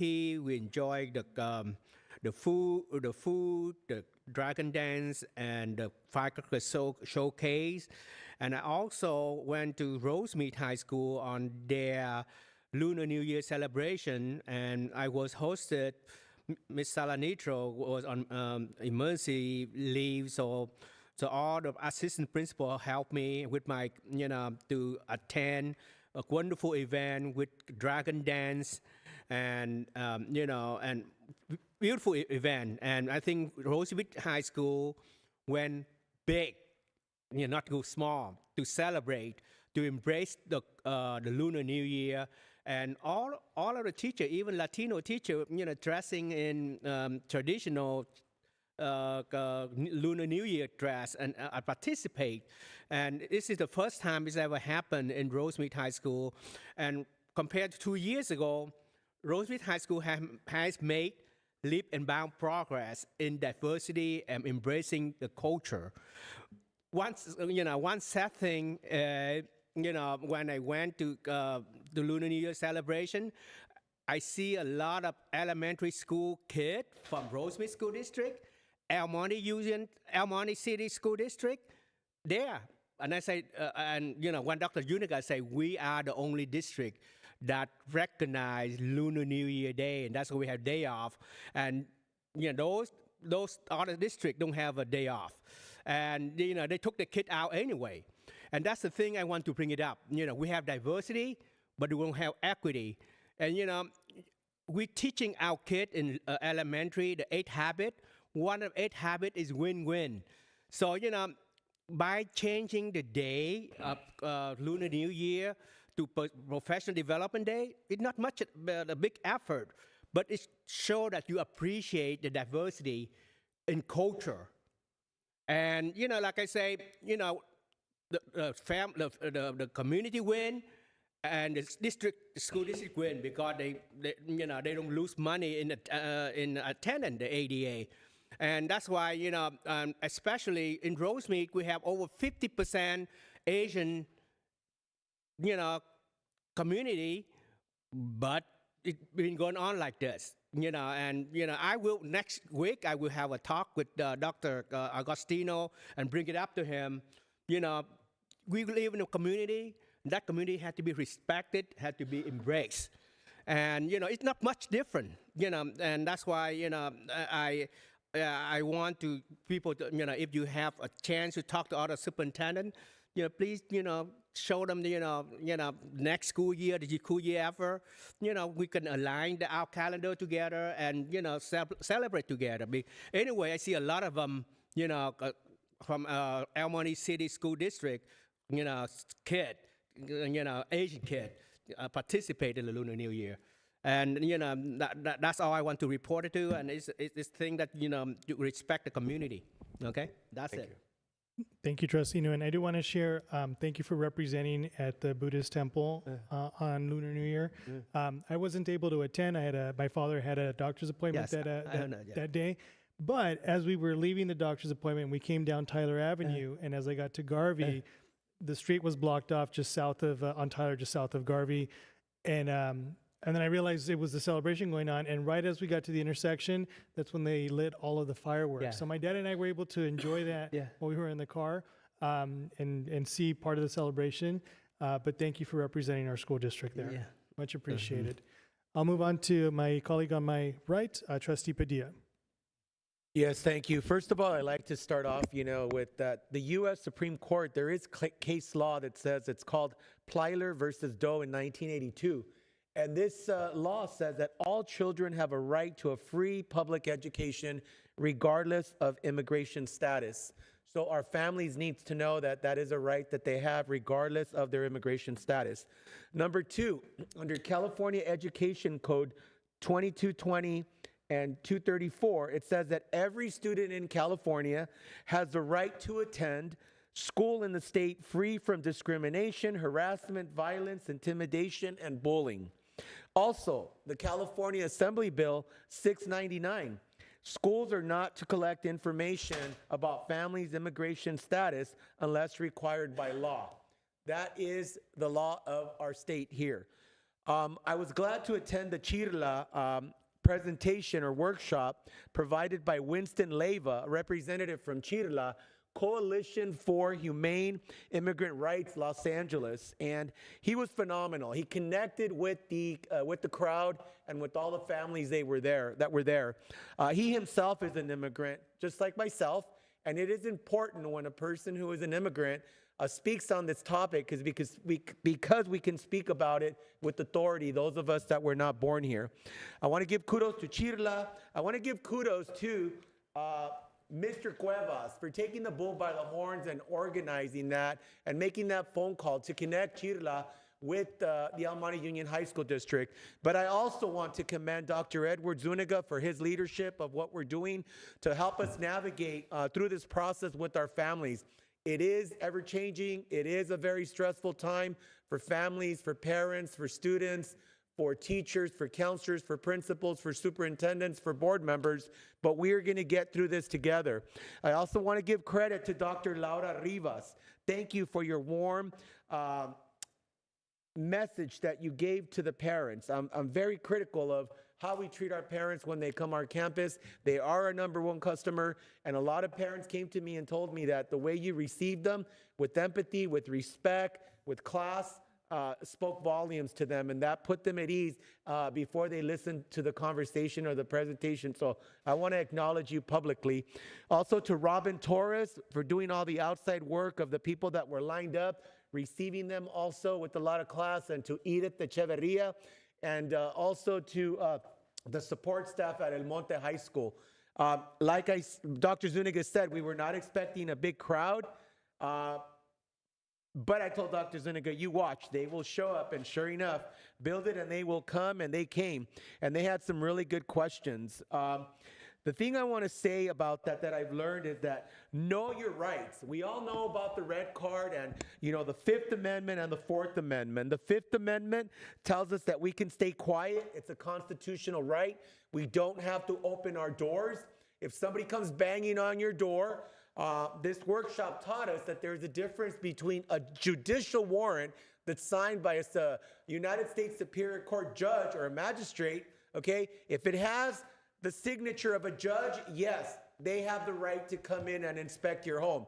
If they bring you a warrant from ICE or from the Department of Homeland Security, you do not have to open your door. That has no legal bearing. You do not need to open your door. And it's important for our kids and our families to know that. And how will you know who's at the door? Because if it's a relative, they will knock nicely. If it's anybody else that wants to get into your home, they will bang your door really loud. So don't open the door. Even if you open your door just a little bit with that little latch that you have, that is an invitation for them to come into your home. Do not open your door, talk through your door, tell them to put the document under the door. And again, we are going to train our students and train our families to be able to differentiate between a court warrant signed by a judge and the difference between an ICE order that again has no legal bearing. Also, our families need to know how to have a plan.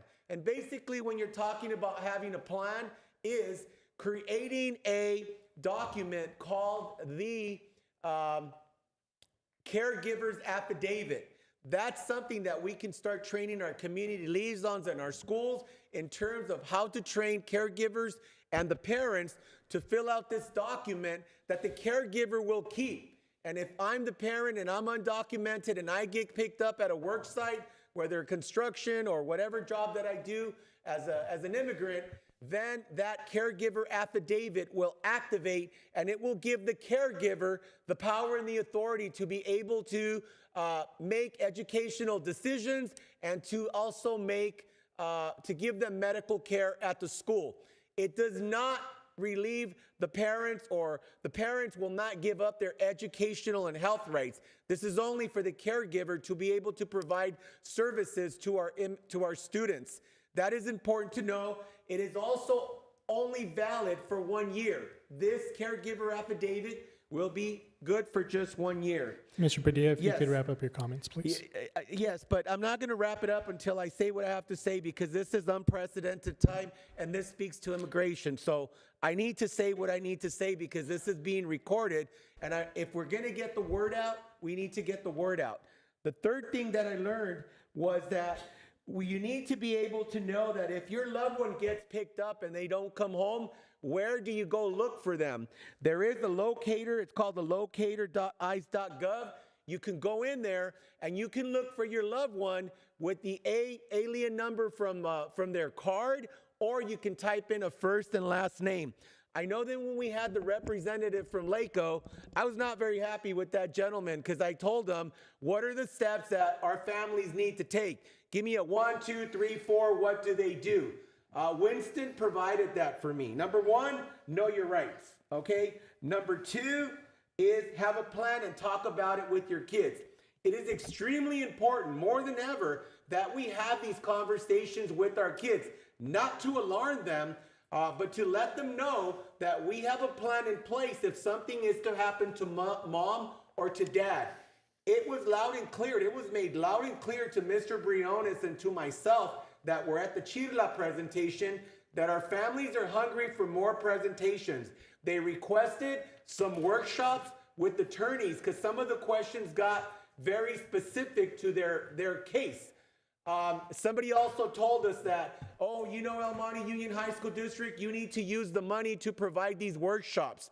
Mr. Briones did explain that it's not an issue of money because these organizations are going out and providing these services free of cost. Mr. Winston Leyva came and presented at no charge to us, just upon with the phone call from Mr. Cuevas. Mr. Briones did assure our community that we will continue these discussions. The parents also said that it was nice that we presented a workshop to them, but they want to see more discussions, kind of like what Mr. Quick said. We need to continue these discussions with the teachers.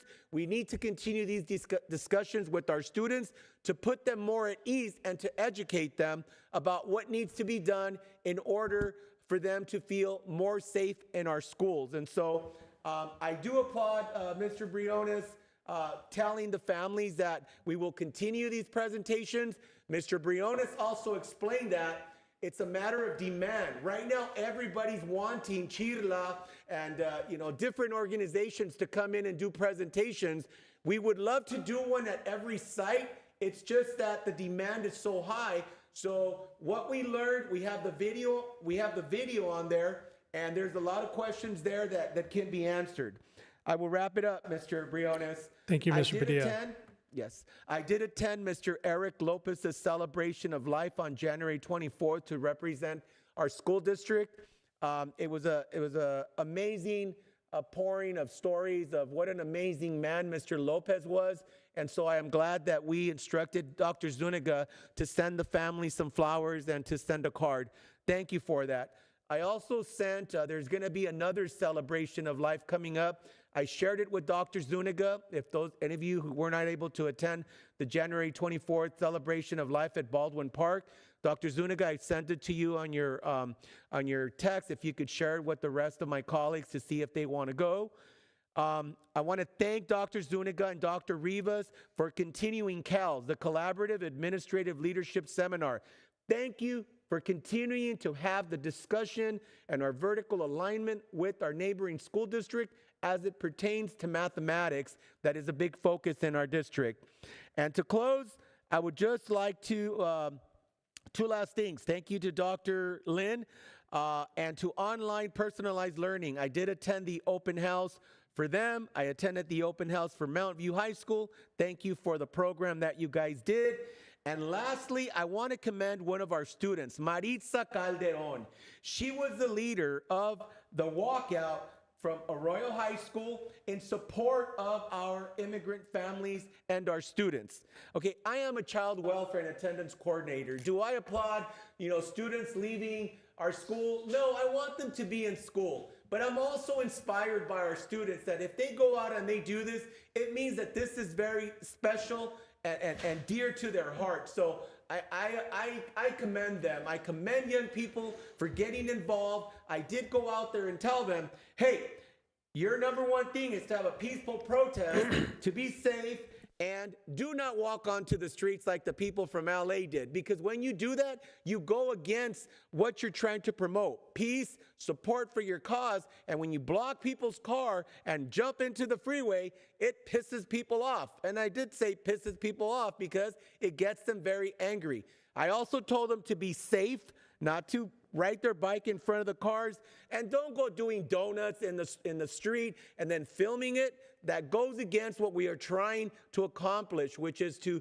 have a peaceful protest. You want your voices to be heard. It is their First Amendment right, and it motivates me and ignites me to see young people do that and take charge, just like some of the students that we recognize today.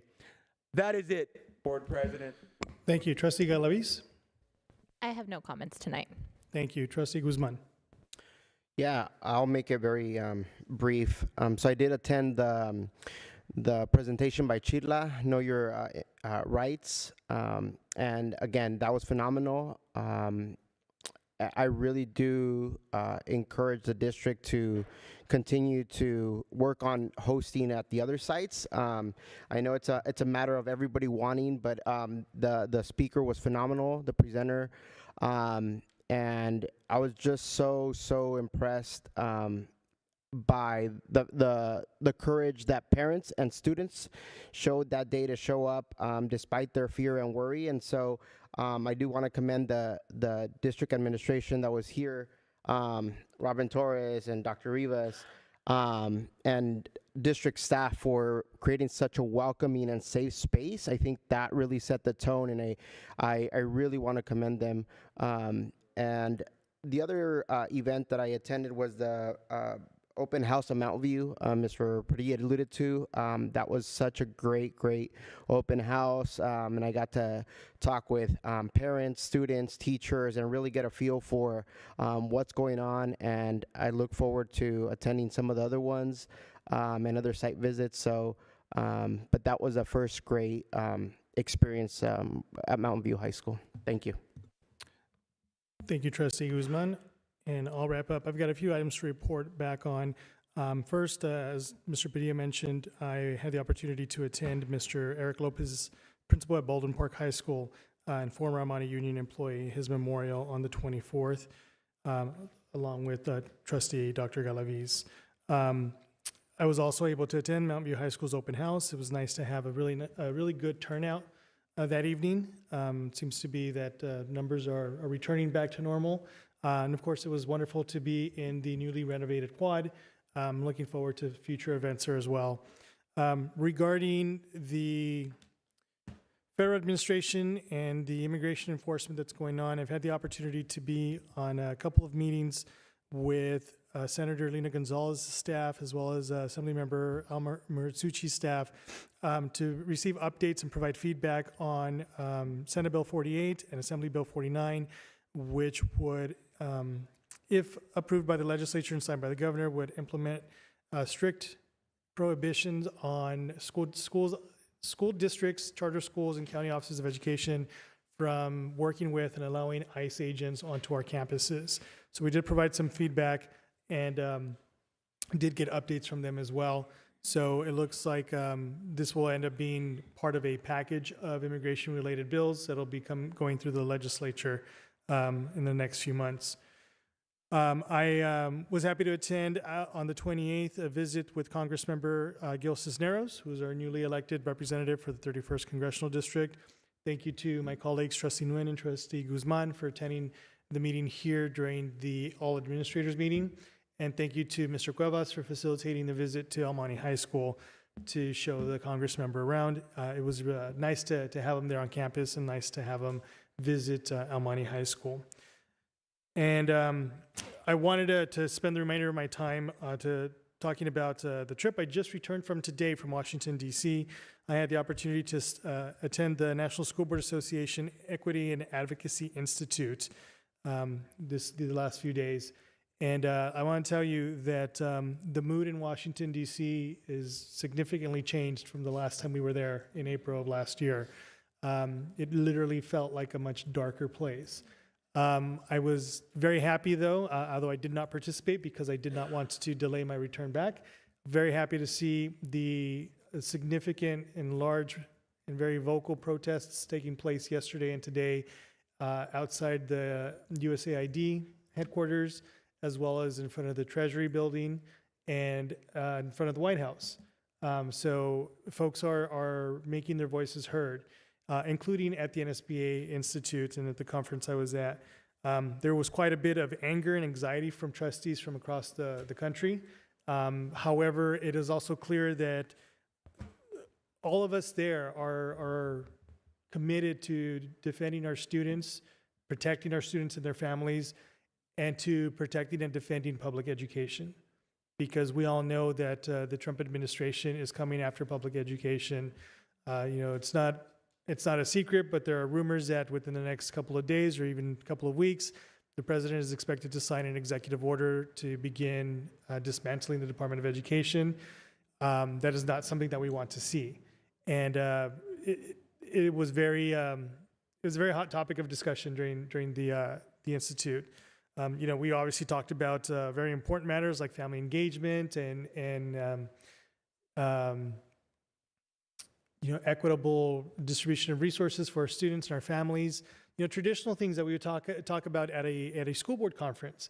But everything was seen under the lens of what's going on at the federal level. And we were all talking about what our respective states are doing. And a lot of folks are really keen to hear what's going on in California because they still see California as the golden state, that beacon of hope for everyone. And I'm proud to say that in our discussions, I realized I was the only representative from California at the conference.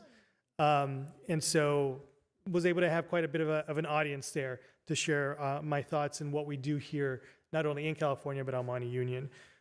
We did have the opportunity to hear from Maryland Senator Chris Van Hollen, who did a Q&A, kind of a fireside chat with the executive director of NSBA.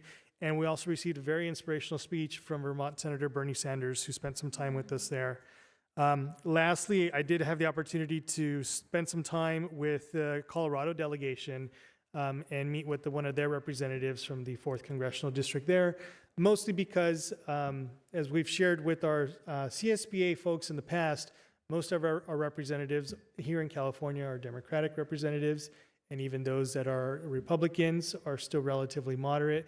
So when we go out and do our advocacy work, where we hear a lot of the same responses. We need to talk to our friends on the other side of the aisle.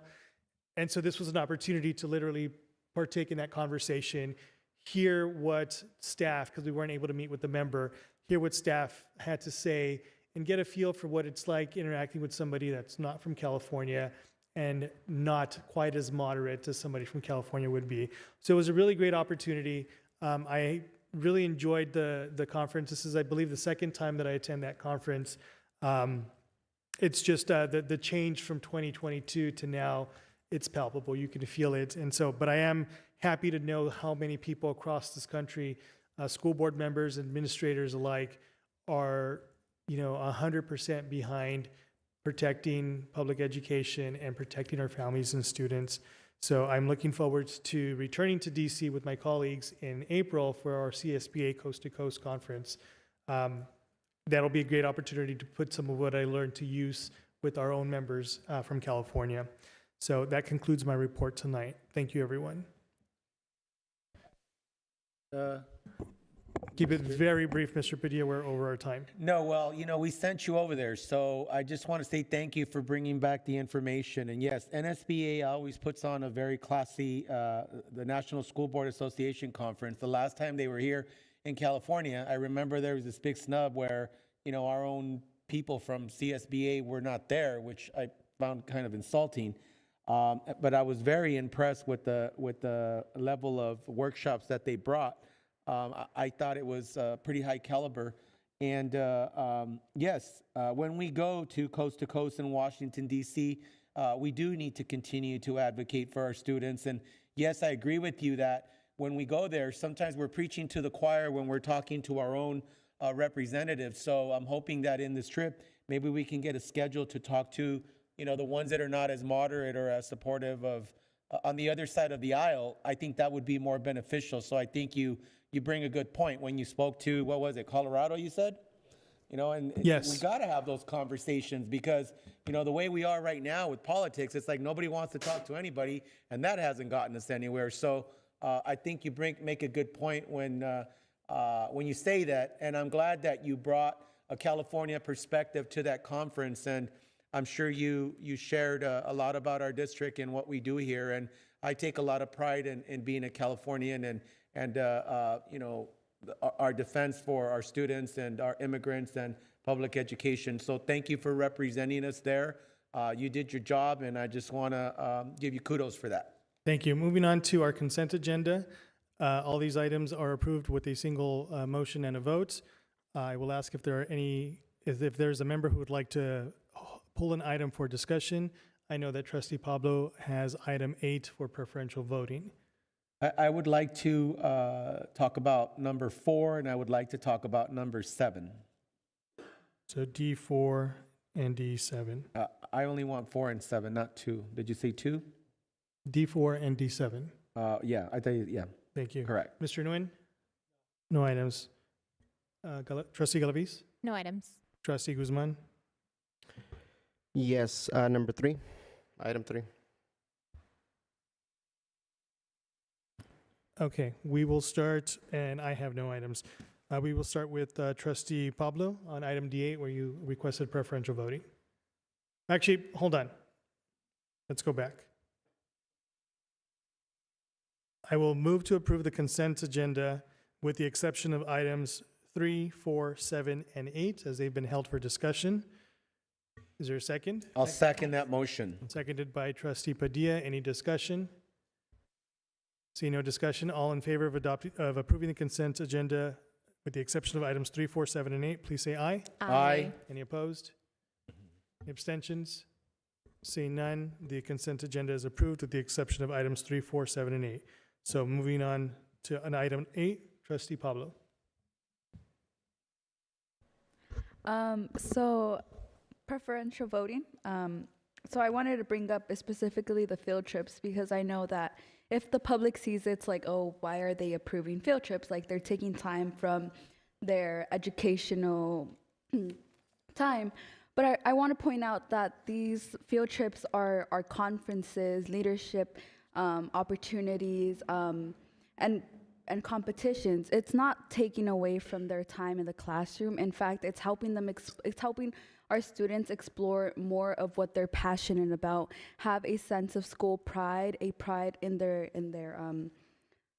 classes, like the AP Environmental Science. Like they do deserve to go see like a STEM, to have a STEM day at SeaWorld. You know, it's part of their curriculum. It's part of what they are learning. And the cheerleaders, I know that a lot of people poke fun at like, oh, like these aren't sports, like, but it is, you know, it's highly competitive. Like if you've seen the people twirling up, like it takes some guts to trust your peers to do that. And then to perform not only in front of a school, but more like a whole club, a congregation, like that takes a lot. So that's why I would like to have preferential voting on D8. Thank yeah, you. in support. In support. Thank you, Trustee Pablo. Any further discussion on item number 8? Okay, seeing none, would you like to make the motion to approve item number 8? Okay, Trustee Pablo makes a motion. Is there a second? I'll second the motion. Seconded by Trustee Padilla. Any further discussion? Seeing none, all those in favor of approving item number 8, school field trips, please say aye. Aye. Any opposed? Any abstentions?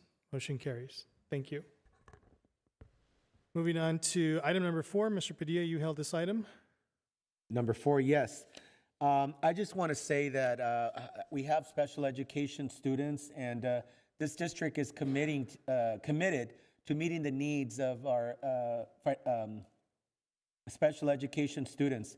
This particular item approves $45,100 to meet the needs of 2 different students in what we call NPSs. These are non-public schools that our district does not have the educational facilities or that specific program to meet their needs. And so I just wanted to say that we are always supportive of our special education students, and I am happy for that. Again, it's for $45,100, if I'm not mistaken.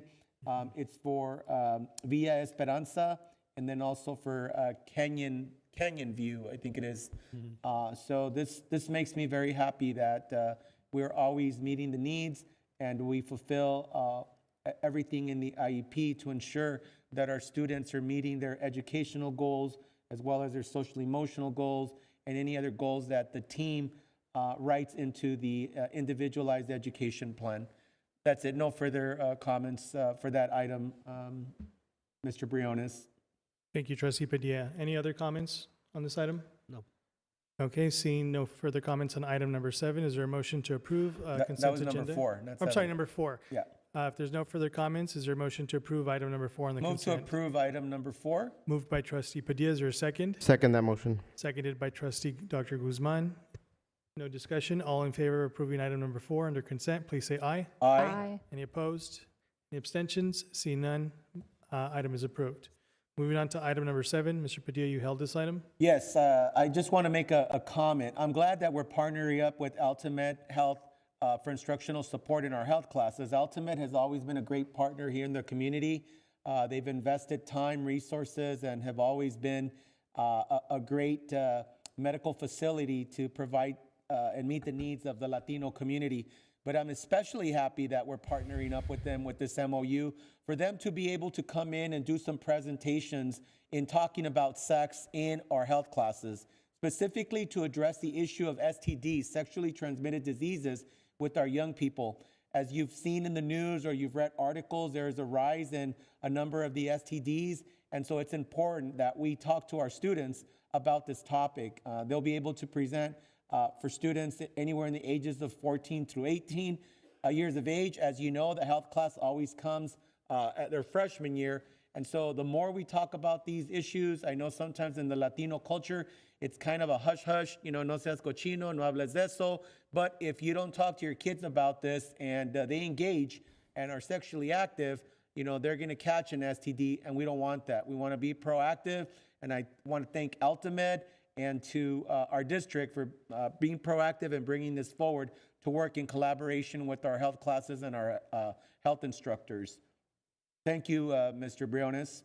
Thank you, Trustee Padilla. Any further discussion on item number 7? I move to approve item number 7. Okay, item has been moved by trustee Padilla. Is there a second? Second. Seconded by trustee Dr. Guzman. There's no further discussion. All those in favor of approving item number 7, please say aye. Aye. Any opposed? Any abstentions? See none, item number 7 is approved. And moving on to item number 3, Dr. Guzman, you held this item. Go ahead. Yes, I looked through all the school safety plans for all the sites as much as I could, including the egress and ingress, and making sure that our facilities are that our students are secure once they're in our campuses. And I think Mr. Quick mentioned it today that not all campuses are secure, and by that I mean there's gates that are not locked. And so I think I have a couple questions because I looked at the plan and it shows very specific for the high schools what gates are to be opened and at what time, which ones are to be closed. But I personally went out last week and, listened to students and parents show me and tell me that was not the case. And so I think what I didn't see in this, in the comprehensive school safety plans is who's ultimately responsible for some of these aspects, like who's ultimately responsible for ensuring that the gates are indeed locked. And I know there's a point person, but I think my issue is it looks good on paper, but one, where's the follow through and where's the accountability to make sure this is happening? And this is particularly important in the context of the national climate and the immigration fears. If our gates are not locked or not closed, what's to stop ICE from entering through one of those unlocked or open gates as opposed to going directly to the school office? And so my concern is not only for people that shouldn't be on campus, but in this political climate, I think we can't take a chance of having. So I think a question is, where's the? It looks good on paper. Where's the follow through? Where's the accountability to make sure this is happening? And so I see none of the principals, we didn't ask them to be in the ones that were here are gone. So maybe Dr. Lin or Dr. Zuniga, because again, I went out myself. And I found it to be true what parents and students were saying, that not all gates are locked and like they should be. So I'm concerned that it's in the safety plan, but it's not necessarily happening in practice. Well, ultimately, the school site administration is responsible for securing the gates in the mornings. Now, there has been modernization and construction happening at some school sites. Part of the modernization and construction provides DSA approval of how the gates should be placed. Once we remove a fence, we put gates back in there, what type of lock and mechanism they would take place. One example is that when you have about part of the DSA approval to get Mountain View modernized is reshaping what we wanted to do is more of an inviting, opening in the front. So there are gates in there that they are locked from the outside, but there is a panic button that's required of us to be placed from the inside. So easily, if a student is by themselves, unsupervised, and wishes to leave, they could push that button and leave and have open access. Now, hearing that gates are remaining unlocked, we have one visitor check-in from every school site, from El Monte High School's gate front in the front to, let's just say, South El Monte High School. They welcome. It's actually the front office that comes in. The gates to enter the campus are very different. So cars are going to enter that campus and the gates are unlocked for visitors to come in and park inside.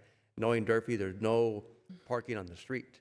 So that is actually an area where the gates are open, where visitors can park, got to check in, but there should not be any other gates open internally around the surrounding campus, correct? So we have the external gates that are out on the street that are open, and then you have the gates that are, and not all gates are remain open in the front at South El Monte High School. You have when staff is in there, those gates are closed on the staff side. We have a visitor side that we have to remain open.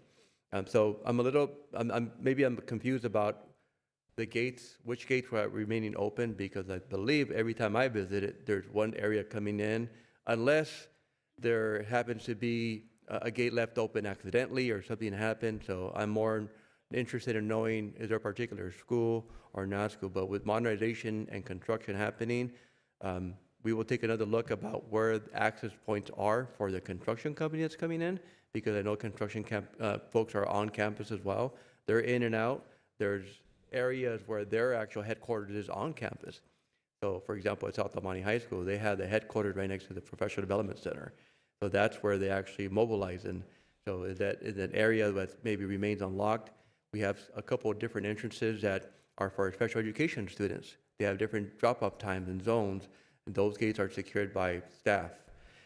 Campus supervisors are assigned to gates in the morning, whether it's in the back and the front, responsible for locking the gates once the school starts. So there's also a part that our campus supervisors are responsible for, but ultimately it's the administration team that oversees the safety of our students and the security of our campuses too. I'm sure, Dr. Lee, if you have any items you wish to share, but I'm more interested in knowing if there's any particular school. And those are the two you you've mentioned. heard. Yeah, South El Monte and Mountain View, where Okay. there's concern. And I understand there's gates that have to remain open, and but those are pre-designated. These Yes, are yeah. unmonitored, undesignated gates. Thank you for sharing that. So Dr. Zuniga is absolutely right. Dr. Guzman, your point about, the plan and the implementation, if there's a gap, this is where we have the opportunity of addressing them. So thank you for raising that concern. The plan is drafted and developed and revised by the school site council. Having been a site principal before, it is the site administrator's responsibility to ensure that the plan meets compliance. So this is more of a compliant plan.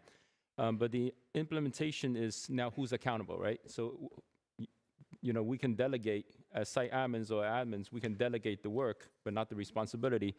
And that delegation goes to, we have a lot of our campus supervisors employed. We do have SROs and SRDs. So there is that. Everybody's looking out. If we see something, if the gate is open, we close it. So this is, those two sites that you mentioned, what I'll do is I'll follow up and see where those gaps are to make sure that these plans and the implementation are aligned. Okay? Thank you. No further questions. Thank you. Any further discussion on this item? No. Number 3? No? Okay. Is there a motion to approve item number 3? Motion to approve. Moved by trustee Dr. Guzman. Is there a second? Second. Seconded by trustee Dr. Galaviz. There's no further discussion. All those in favor of approving item number 3 on the consent agenda, please say aye. Aye. Any opposed? Any abstentions? Seeing none, item number 3 is approved. That concludes the consent agenda. Moving on to our regular agenda. Item number 1, consider approval of various change orders for the South El Monte High School modernization project. Is there a motion to approve this item? I move to approve. But I have a question. Moved by trustee Padilla. Is there a second? I second. Seconded by trustee Dr. Galaviz. Discussion, Mr. Padilla? Yeah, it says various change orders and stuff, and I've seen some very happy with construction at South El Monte High School. One, because I remember a while back, there wasn't supposed to be summer school there, but then there was summer school there, and then that delayed the project by like 6 months, and it cost us more money. So, and like really right there, like that project is just costing us way more. And I know that we negotiated with one of the vendors there, but not too happy with construction. Why we ended up having summer school over there, have it, and then we had it. And so more change orders. That means more money that we're having to pay out. Like just various change orders. So that I want some answers for that. So let me chime in on this one. Thank you, Board Member Padilla, on raising that. Change orders are always difficult to see because usually it costs us. In this case, the net is a credit towards us. But in any case, we don't want to see change orders. That basically tells us and the public that the design wasn't really accurate, right? Now, what I can say is that the site administration, after some investigation into the matter, that the site administration did its best to communicate the summer school situation with the vendor. In this case, the mistake was, and this is hindsight, 2020 hindsight, that we have gone with the multi-prime approach, which is not a single contractor that we could hold accountable. Multi-prime is we have multiple contractors, and at this point, they're all pointing fingers at each other. The good news is we're nearing the very end of this project, and we're ready to turn the page and celebrate all the accomplishments.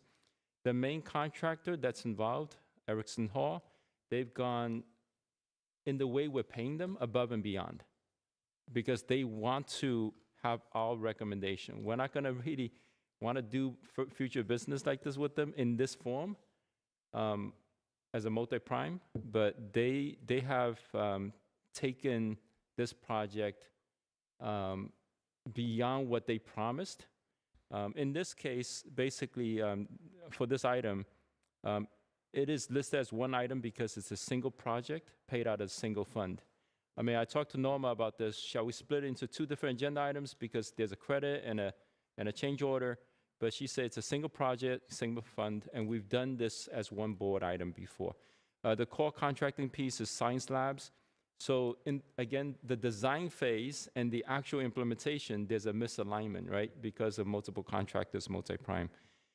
We discovered that the emergency shut-off valves were missing. You can't have that.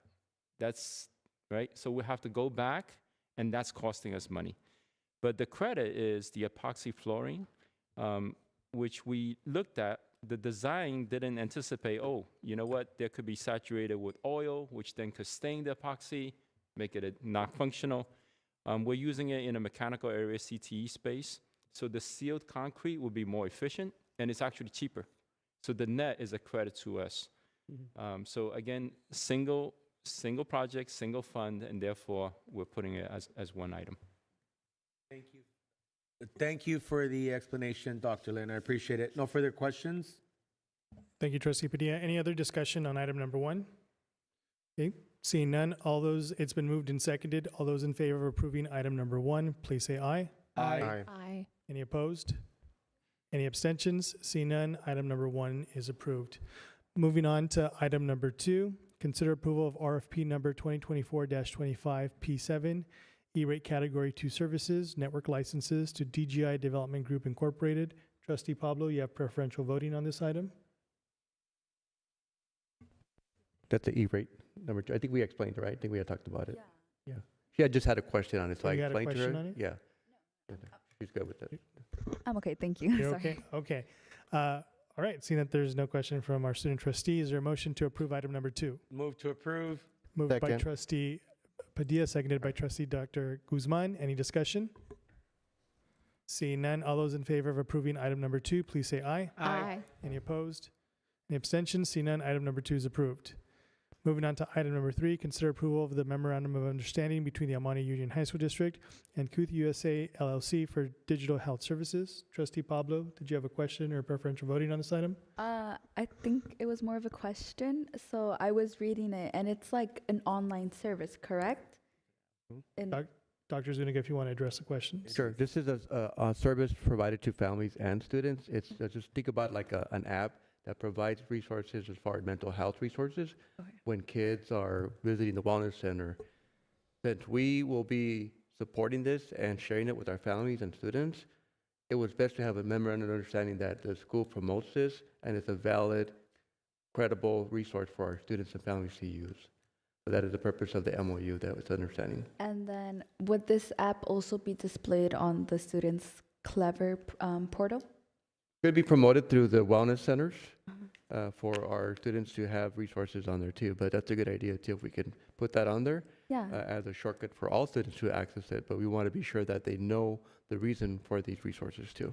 Yes. Yeah. And Dr. Rivas had maybe any additional information that we discussed earlier today. Yeah, it's not intended to be on Clever, as we're not connecting student information directly with Kuth. It will be on a voluntary basis where families sign up. So when we connect via Clever, then it would be our students sign on, and we would be generating sign-ons for everyone, and that's not the intent. But as you pointed out, it would be available and promoted through the wellness centers. Because our MOU does not get into the specifics of that. And again, this is a public resource available for everyone. We're promoting and making it accessible to our community. Okay, that was all. Thank you. Thank you. So at this time, is there a motion to approve item number 3? I motion. Moved by trustee Dr. Guzman, is there a second? I second, but I have a question. Seconded by trustee Padilla. Discussion? I know that when I read this, I thought it was like Hazel Health. You know how we have virtual, where we offer the Hazel Health program, where families that aren't able to travel to the doctor, they could see a doctor virtual. But this is not medical, correct? This is more for like a mental health resource. In reading it and in asking questions, is that correct? It's for mental health support, and that's why we're promoting it through our our health Our wellness well-being. centers. Okay, my question is confidentiality. You know, under HIPAA, one of the most protected information is mental health stuff. Who is going to own, and what type of information will our families or our students have to relay to them, and where is that information going? That's a big clincher for me. I want to know that. Yeah, no, we have not, our memorandum of understanding does not include the sharing of data or student information. And so if families sign up, they create their own account. My understanding is that there isn't necessarily that medical service that's being provided. It's more of resources and possible coaching, but not necessarily to the depth that maybe you're thinking about that we do with Hazel Health. And Hazel Health does provide more of the medical services. Yes. But yes, so we were concerned about Yes. the data sharing Yep. as well. And so as we looked more into it, it isn't that, and they're not collecting necessarily that data. Okay, so if I log on as a board member and I would like to have access to it to know what our kids are getting into, what is it going to tell me? Like strategies for how to deal with anxiety, how to calm myself down, breathing techniques, like that type of Things stuff? like that. Okay. So, we would consider it a very much tier 1 kind of level of Okay. support for students and for families. So journaling, for example, might be So things for that example, you could tap right on now, into there's a the lot app. of anxiety with immigration. We're going to be getting into the discussions of our students and their families and their safety plans. And we heard a lot of public comment today about that. Could that be something that we could use in addition to with our community liaisons and helping families? Or is what we're dealing with, that's a more That more would be intense? definitely be something that would be a tier 1. Okay. If there are more services, more deeper services needed, then this is So where we could do we get like a referrals. QR code then to like promote it also, Dr. Zuniga, through like our student advisory committee, getting the word out to the students? Again, I'm circling back around to some of the comments I heard from Chirla.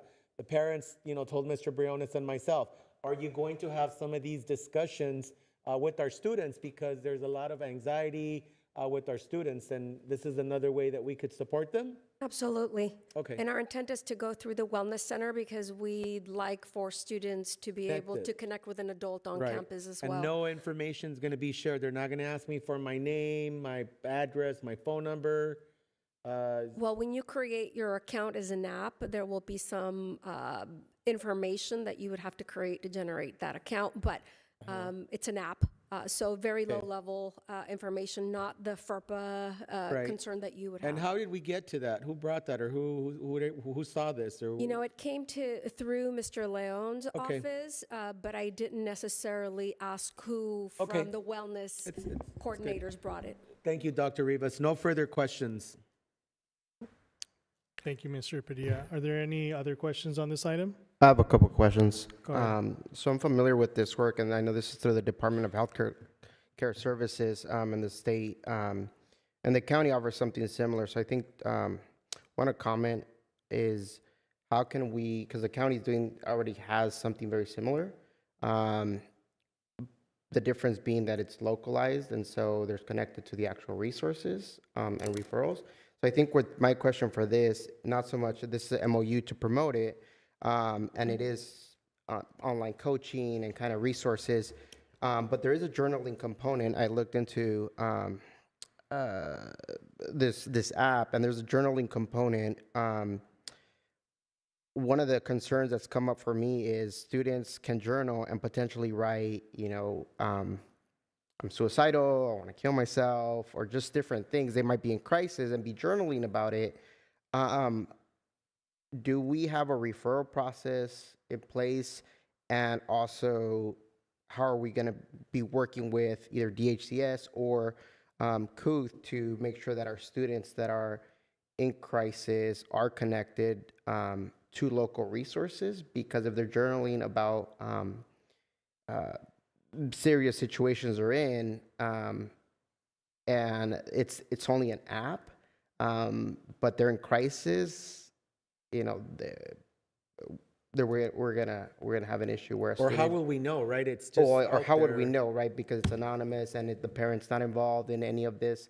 So I think my question is around those safeguards to ensure safety. And I know this MOU just calls for the promotion of it, but I think because it is an app, there's no person there, no adult to support a student that might be using it and be in crisis or need more support. So I think I want to make sure that we're treading very carefully in this kind of situation and that we have the safeguards in place for our students if that were to happen. Yeah, and what I can do is we can get you some more information in regards to on the back end when students are using this app. When they do get information that rises to the level of concern, how do they then communicate that through how they develop that app, right? And then how does that circle back to either the family or the school or some other agency for support like that? So I'll have Mr. Leon look into that back end, and if you would be amenable to that, put it in a board memo for you. Thank you. No further questions. Thank you. Any further discussion on item number 3? Seeing none, item number 3 has been moved and seconded. All those in favor of approving item number 3, please say aye. Aye. Any opposed? Any abstentions? Seeing none, item number 3 is approved. Moving on to item number 4, consider approval of the affiliation agreement between the Almani Union High School District and Horizon OC Ambulance for Emergency Medical Technicians, or EMT program at Almani Rosemead Adult School. Trustee Pablo, you have preferential voting on this item. Yes. So reading into it, I found it very similar to those programs provided after school to the students at other schools within our district. And I just wanted to, on behalf of, I guess, the Almani Rosemead Adult School, say thank you, because I think that this is really important to show not only that we support the high school students, but the adult school students in pursuing a higher education, especially in fields like this. So I would like to have preferential voting in support of it. Thank you, Trustee Pablo. At this time, is there a motion to approve item number 4? Move to approve item number 4. Moved by Trustee Padilla. Is there a second? I second that. Seconded by Trustee Dr. Guzman. Any further discussion? Just a comment. Go ahead. I know that we have 2 companies that are going to support the Almani Rosemead Adult School for the Emergency Medical Technician Program. I think it's great. I probably, in talking to Dr. Zuniga, I did question it, and he did explain to me that we need more than one facility in order to place our students to be able to do their contact hours or the hours that are needed. Having gone through that program, I know Almani Rosemead Adult School had it for a while. Then they did not have it. They got rid of it, or it wasn't being taught. But now I'm glad that they found an instructor and they're teaching it, and that we're able to provide placement. This is a program that is a very low cost in comparison to some of these trade schools that, you know, will kind of prey on our students, and a student will come out owing like $40,000 for taking a certified nurse assistant course, or taking a home health aid course, or taking an EMT course. So the fact that the Almani Rosemead Adult School offers this is great. Kudos to them, and thank you for offering at a very reasonable cost and not putting our students into debt. This is just a great item. Just want to go on record to say that kudos to the Almani Rosemead Adult School. They always make me so proud for the programs that they offer, and this is just one of them. Thank you, Trustee Padilla. Any further discussion? Seeing none, the item has been moved and seconded. All those in favor of approving item number 4, please say aye. Aye. Any opposed? Any abstentions? See none. Item number 4 is approved. Item number 5, consider approval of the affiliation agreement between the Almani Union High School District and Vital Care Ambulance for the Emergency Medical Technicians or EMT program at Almani Rosemead Adult School. Is there a motion to approve this item? Move to approve. Moved by trustee Padilla. Is there a second? Second. Seconded by trustee Dr. Galaviz. Any discussion? Seeing none, all those in favor of approving number 5? Aye. Hold on. Aye. All those in favor of approving item number 5, please say aye. Aye. Aye. Any opposed? Any abstentions? Seeing none, item number 5 is approved. This isn't a race, guys. It's okay to wait. Item number 6, consider approval of the Memorandum of Understanding or MOU between Prototypes Health Right 360 and Almani Union High School District to provide services to students. Is there a motion to approve this item? Move to approve. Moved by trustee Padilla. Is there a second? I second. Seconded by trustee Nguyen. Any discussion? Comment. What comment? Mr. Padilla, go ahead. I just want to thank Mr. Leon for bringing this forward. I know that sometimes we don't want our students to be using any drugs or to be involved with that type of stuff. But a lot of times in the Latino community, when a child is using drugs, we don't know where to go or where to take them. And sometimes the regular medical facilities might not have the adequate testing with your primary care. So having Prototype Health Right 360 is a great resource. If we ever have a parent that says, hey, is there a place where I can take my child? I suspect that he's smoking marijuana, or I suspect that he's, taking some pills. I want to have him tested. And so I'm glad that we're proactive and that we always have a place to send them.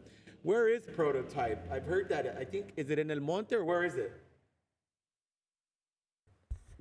Yes, there is an El Monte base. It's CENS. I don't remember what the acronym stands for, but there is one. So that's just it. I'm just glad that we're being proactive and that our parents have a place to send their kids if they request that. And it's important for us to get that word out that we do have somewhere to send them, because I know, growing up and stuff, and even today, there's so much drug use, particularly at our high schools that are more affluent. And parents need to know, in their primary language, pueden ir aquí, si sospecha que su chamaco anda haciendo drogas, aquí puede ir, hable con el señor León. So, kudos. No further comments, Mr. Briones. Thank you. Any other discussion? Seeing none, the item has been moved and seconded. All those in favor of approving item number 6, please say aye. Aye. Any opposed? Any abstentions? Seeing none, item number 6 is approved. Item number 7, consider approval of the agreement between the Almani Union High School District and ASA Entertainment to provide an anti-building assembly for Renaissance students at South Almani High School. Trustee Pablo, you have preferential voting on this item. Yes, so in regards to this, I think it's really important we talk about including lots of other cultures, not including, but embracing those other cultures. And I think this is a really great opportunity, not only for South Almani, but Almani, Rosemead, Arroyo, all the schools around the district. So I think just maybe an expansion on this agreement. Thank you, Trustee Pablo. At this time, is there a motion to approve item number 7? Move to approve item 7. Moved by Trustee Padilla. Is there a second? I second. Seconded by Trustee Nguyen. Is there any further discussion? Seeing none, all those in favor of approving item number 7, please say aye. Aye. Any opposed? Any abstentions? See none, item number 7 is approved. Item number 8, consider approval of resolution number 26-24/25 in recognition of Black History Month. Trustee Pablo, you have preferential voting on this item.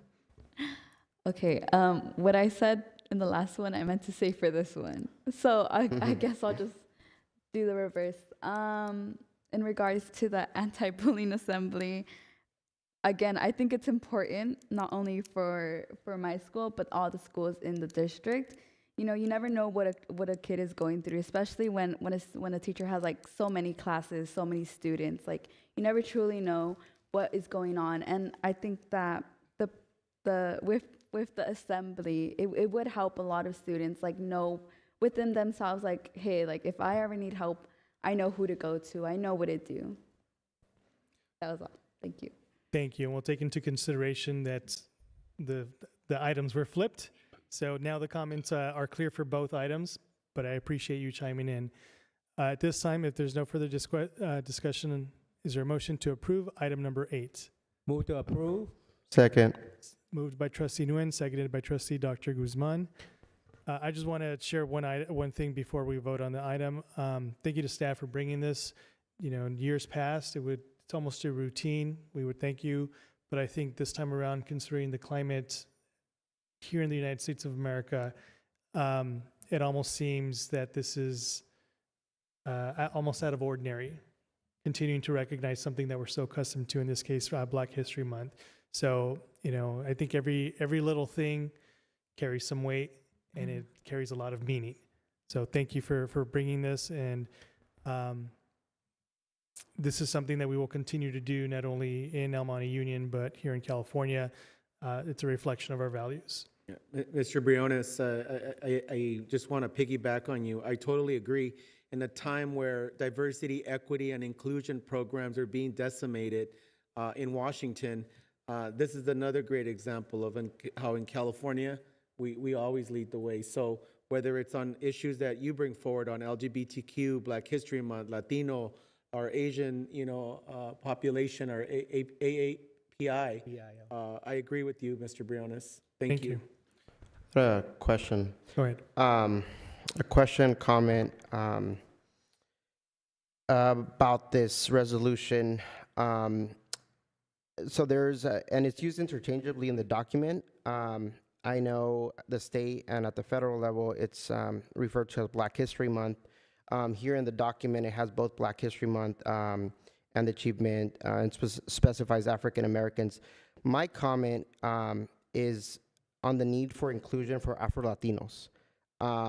That's part of the Black diaspora and Afro-Indigenous, who were also involuntarily left Africa as slaves, obviously not to what we now consider the United States, but other parts of the world, including Latin America, the Caribbean.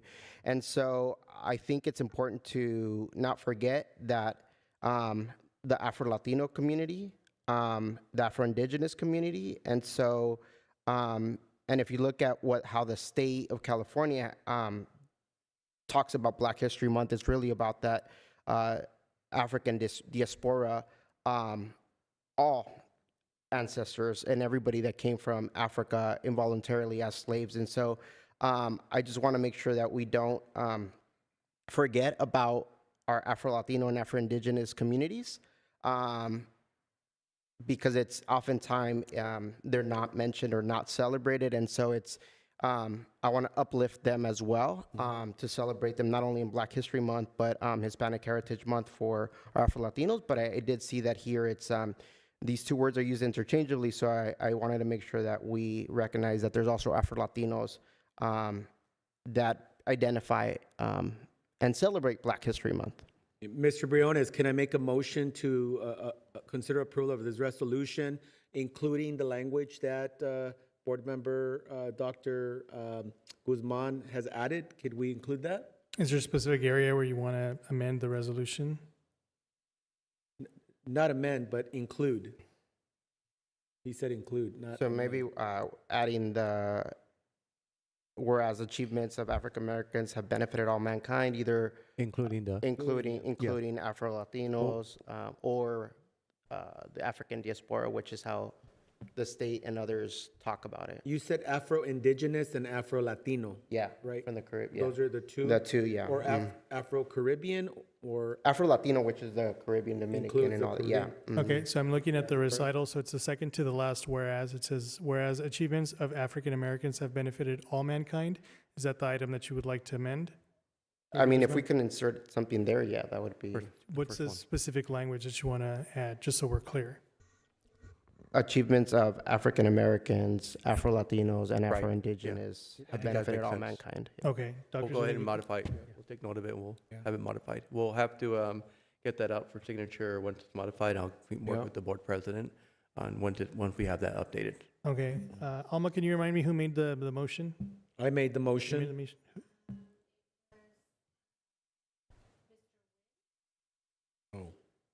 Mr. Padilla. On item number 8? There was Mr. Padilla. Okay, so Mr. Padilla, you're okay with that amendment? Yes. Okay, so it's been moved and seconded with that amendment. Dr. Zuniga, you got that info? Got Is it, there any thank you. further discussion on the item? No. Okay, seeing none, all those in favor of adopting the amended resolution for recognition of Black History Month, item number 8, please say aye. Aye. Any opposed? Any abstentions? Seeing none, item number 8 is approved as amended. Moving on, thank you for the discussion, gentlemen, I appreciate it.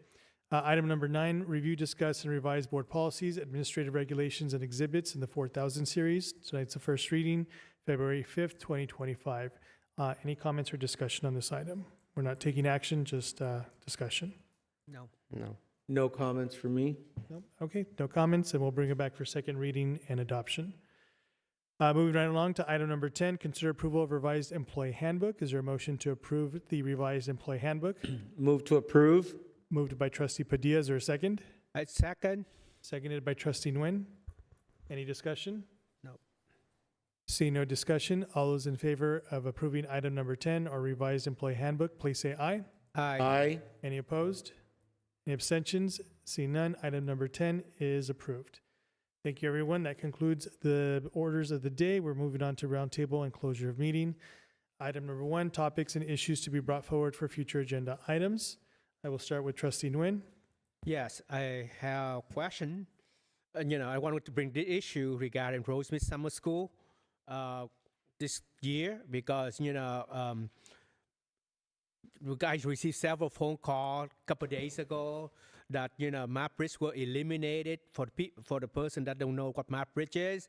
That means that for the kid, the incoming freshman that took math 8 in middle school, if they're good, they take math bridge and they can accelerate it to IM2.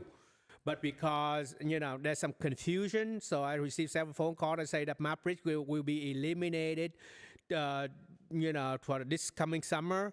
So I want to, I already talked to Dr. Zuniga, and they say it could be replaced by Math Academy unless you want to clarify right here, so I don't want to bring it. Yeah, we're happy to do that. There's a lot of development with regards to our partnership with both Rio Hondo Math Academy and a potential partnership with PCC with their Math Academy, what they describe as very similar. But we do have some questions with PCC still. We want to be sure that the services provided to Rosemead students, if it is PCC, are aligned to what our expectations are with the Rio Hondo Academy too. I'm going to have Dr. Rivas explain a little bit about the summer bridge or readiness programs that we have had.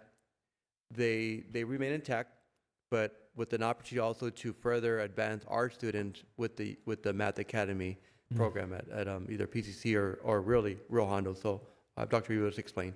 Yes, so when we brought on the Math Academy, that provides the acceleration point for integrated Math 1 for students who were in Math 8 as a possibility to then skip, or not skip, but get ahead into integrated Math 2 when they start as 9th graders. Because it is a Rio Hondo service area, we cannot start with offering that course over in Rosemead, but we have been in contact with PCC to see if they offer a similar program. So we had a meeting last week, and we have a follow-up meeting again this week to continue that conversation. There's definitely some things that we still have to work through. There are some challenges, but we're doing our best to be able to offer that course or similar course over at Rosemead. However, that does not eliminate our bridge. We will continue to offer bridge, and we will continue to offer our math readiness. However, we know that the Math Academy Rio Hondo 1 course is going to impact our enrollment for our bridge class. And so we have created a flow chart of where we would place students based on what information and where they would land as 9th graders if they completed those courses successfully. So there is definitely a change in process and procedure, but one of the things that we have communicated to our administrators and to our counselors is that regardless, those courses would be available to Rosemead students. We're not going to necessarily offer every single course at every single school.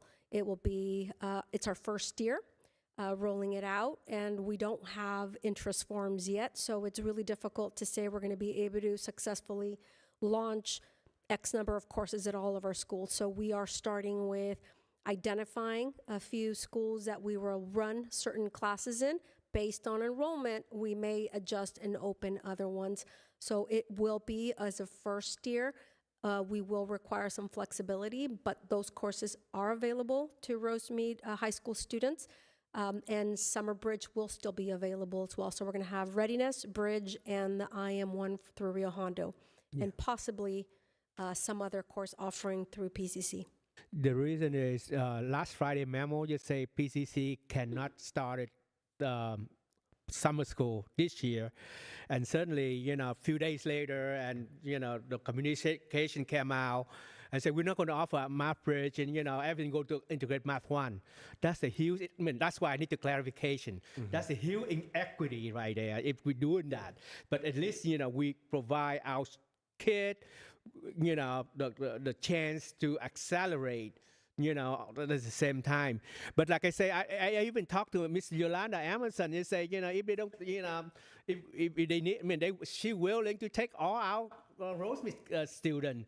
If we can bus them to Arroyo or whatever, because it's the same school district. Dr. Zuniga, didn't the law change where before, we used to have to respect the boundaries, but it's my understanding that that law has now changed. And so I get it that we're talking to Pasadena City College to offer this, but I mean, if we're not going to wait forever, you know what I mean? No, there is a timeline. For example, if you're looking for a program and your partnership is with a community college that you're close to and you engage in. Right, Arroyo and Rosemead or PCC. Mostly Rosemead, majority of Rosemead. Rosemead only. Yeah, mostly Rosemead. I think that's where what we're looking at. But the opportunity is there's a window. You still have to provide that window. Like, hey, we're offering this program. Rio Hondo offers. We would like to have you offer the program too. They now have to say, yeah, we could offer it. Here's what the program looks like. Here's what it aligned to. This is what you're looking for. Great. Boom. If when they say that, sorry, we don't have that, can't help you, then we have the right to go to Rio Hondo and say, since you're not able to offer then it, what's we'll the have it. timeline, Dr. Yeah, Zuniga? I believe What's the timeline for PCC? within 60 days, if I'm not mistaken. Once the proposal happens, there what has to day be a are we on? response. Yeah, so there is a timeline there too. I don't have the days counted. I'm sorry, I don't have that off the top of my mind. So we can confirm that and provide you with the update, but the law does provide an opportunity, and it's easier to get away from a community college that doesn't want to cooperate with you through that new law supported by the state now. So I appreciate what the state has done. It's going to provide flexibility, but there is a process. We just can't say, we're not even going to talk to you. We're going to go. You have to reach out to them. But PCC also needs to know we're not going to wait forever because this year's class is the one that needs it, not the we want to future prepare classes. for the summer. Right. Yeah, and So what that's Dr. why Reed I'm was saying in our board memo, can we get the count? Where are we? Sure, we could do that. Well, I think we're going through the registration process now as we speak, so we don't have all the counts, correct? As far as Correct. We're still pre-registration? collecting counts, and the information for the parents for the Math Academy is still going to be rolling out through Rio Hondo, so that's yet to come to our families. Yolanda Emerson did meet with our counselors last week, provided that information, and she's developing those flyers, and that's going to be coming out pretty soon. So we do have numbers of students that have selected or are interested in some form of summer school math, and then Mr. Steelman was able to give me a list of the students and what courses they were enrolled in the 8th grade. So as a matter of fact, I got that spreadsheet today. So we'll be working on advising families and making recommendations as we move forward and rolling out these classes. And remember, just as a refresher, just as a reminder, we did say that we were going to involve Catalina Sainz, we were going to involve Alex Barajas on communicating it to our parents that this was going to be Information. like a full day program because of our It's a commitment. math test scores that are lagging. This is the support that the district has created. And again, build it, but we have to promote it. If we don't promote it, like anything, like when you did this, the state of the district, if we don't promote it, they're not going to come. Right. Our families need to know in Chinese, Vietnamese, Spanish, English, tienen que saber que va a haber este programa, and it's different. It's not the traditional high school. If we do not promote it and start it, we're already February, March, April, May. 3 months. Summer school starts in June. we're going to fall flat on our face because we didn't promote it. That's just a reminder. I've learned that lesson here, and we've learned it together. So. I just want to add something because, I had a conversation with Dean Yolanda Emerson. She already flying out, the position for our teacher to teach during the summer. And the deadline is the end of February. She need, otherwise you bring her. It counts. Yeah. Right. How do you know how many teachers to hire? Yeah, it's also important that communication is open to the district management team as well, because we have a board member that's communicating directly with the Rio Hondo College staff that we're not aware about. Then we're trying to answer questions here this evening when that communication is not being filtered to us. So I think that's something that we will work in partnership with, obviously, our board who directs us, and then the personnel management team at Rio Hondo who should be working with Dr. Rivas and connecting information, providing it. It'll cause confusion for our management team as well as the board sometimes about where we're at. So I think we're doing a good job in offering and expanding summer school programming with Rio Hondo. We're saving summer school money by allowing Rio Hondo to pay for the courses. Yeah. But at the same time, I believe that, time is of the essence. We need to get this going too. At the same time as communication, the more we do it together, it's going to be better outcome for our kids too. So just to make sure that we're all working together. And just to be clear, sorry, Mr. or Dr. Zuniga, thank you for bringing up the conversations that are taking place with Rio Hondo staff.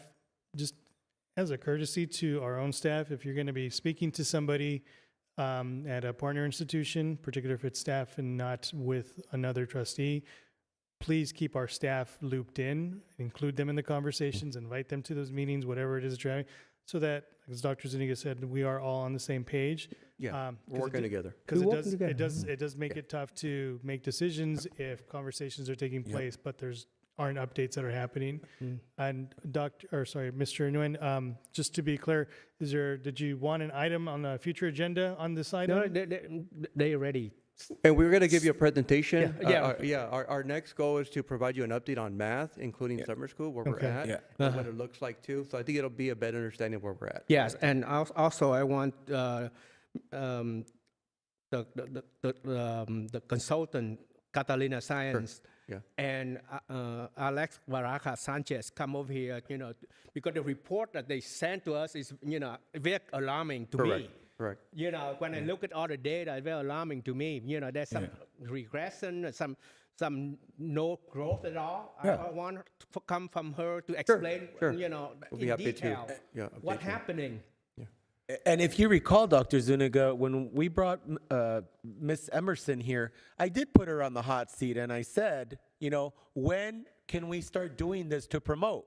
And go back and look at the video. She said January. We're already in February. So if we haven't got the word out, I'm not going to be nice about it. This is something that's going to take some bold, action, because our test scores, are not good. We need to do something different. And I asked her directly from her mouth, I said, when can we start talking to our families and promoting it? Right. Here we are at the end of January, and we still don't have numbers to determine how many teachers they're going to hire. If we're not communicating with them, we're the ones that want this. So we need to be a little more aggressive and be knocking on their door. They're doing us a favor. So and our goal is to validate what they are saying. Okay. To what is our alignment of our district needs as directed by the board, but also course requirements, what our 8th graders are coming in with. So that is alignment. So Rio Hondo runs the umbrella of a math academy at Whittier Union, El Rancho, which differs from our district needs too. So when they come and they sell you this product and say, we can do this, we want to be sure that that product is aligned to our district goals too. And that's going to takes some time to develop that, not only the relationship, but also the understanding that it's not a cookie cut program for El Monte Union, what you do for Whittier Union. We can't just copy and paste that program. Our kids at our different need level, and perhaps having those deeper conversations before we say families. This is what is it about. And I think that in working with the counselors, there's a lot of questions from the counselors too. If they don't understand it and then they can't explain it, then I think we're going to misassign our kids. Did too. that meeting happen? Yeah. Yolanda Emerson did tell us, I want to meet with your counselors. That happened. It happened. Right. Yeah, So, and having counselors to meet all together is a wonderful opportunity too. So what's the confusion? I'm having a hard time understanding. What is the confusion that counselors don't get? What the confusion is that the hearsay about we're not going to offer this program for summer school, which indeed we are. What happens sometimes if you have a lot of kids, if they're going to advance into, let's for example, integrated 3 next year, right, or even calculus, we're going to offer the Math Academy for those kids to skip that year. But we may not have enough numbers at Rosemead High School or at Montview High School, but we will definitely offer that program in the district. Right, but if you already did that training with the counselors, don't the counselors believe you guys? Why would Because they it's worry also, about hearsay? It's also new to them too, that you're Yeah, having. but they've heard it from the horse's mouth, you and Dr. Rivas. Why would they not believe you? And Dr. Rivas sat down with all the counseling teams too to explain. But the only question we did have at Rosemead is that, are we going to be able to offer the same program too? Because of the PCC Yes, issue. because there's still a question mark about PCC. So that's where the hearsay came from, that we were going to cancel it throughout the whole district. No, it's our summer program that we have in our district that not offered it. That's not the case. But what is the case is we still have a question mark on PCC. And if they're not able to offer the program, we are going to offer what Rohan offers to Rohan students too. Just want to be clear about that too. Great explanation. Mr. Nguyen, do you have any other items? Okay, thank you. Moving on, Trustee Padilla. Yes, I would like to once again have our district give us a copy of our rights. I would like to get that again, and that we could give it to our parents and our students. I know El Monte High School principal Eddie Cuevas talked about how we didn't have enough red cards because they limit in the number that we can get because they're in such high demand. But I know that Mr. Cuevas spoke for his school that they produce copies of this in English and Spanish to the students so that they're able to partake in knowing what their rights are, what their parents' rights are. Because it's not just for immigrants, it's also for, anybody in this, anybody, whether you're,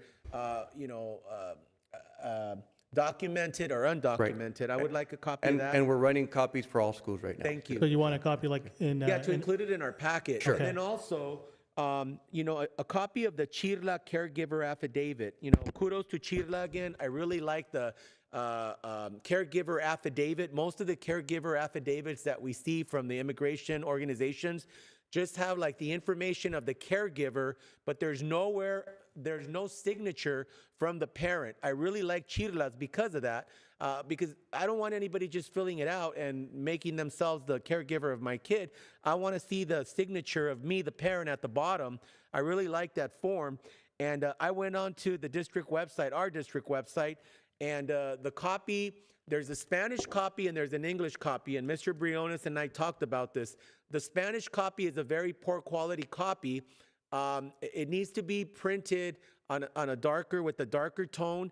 I know that when I saw it with Dr. Rivas, it was dark, but when the one I downloaded, it came out really light. I found out that you cannot fill out the Spanish one, and the reason they don't want you to fill out the Spanish one, they want you to just use it as a guide, is because it needs to be filled out in English, because if you go before a judge, the judge won't read the Spanish one. They will only accept the English one. So a copy of that. In addition to that, there are 2 other documents that we got in our, with the document that was shared with us from the ILRC, the Immigration Legal Resource Center. There's 2 really good documents of additional information that parents can fill out. Chirla just kind of gave an English and a Spanish of important documents, and they gave a list.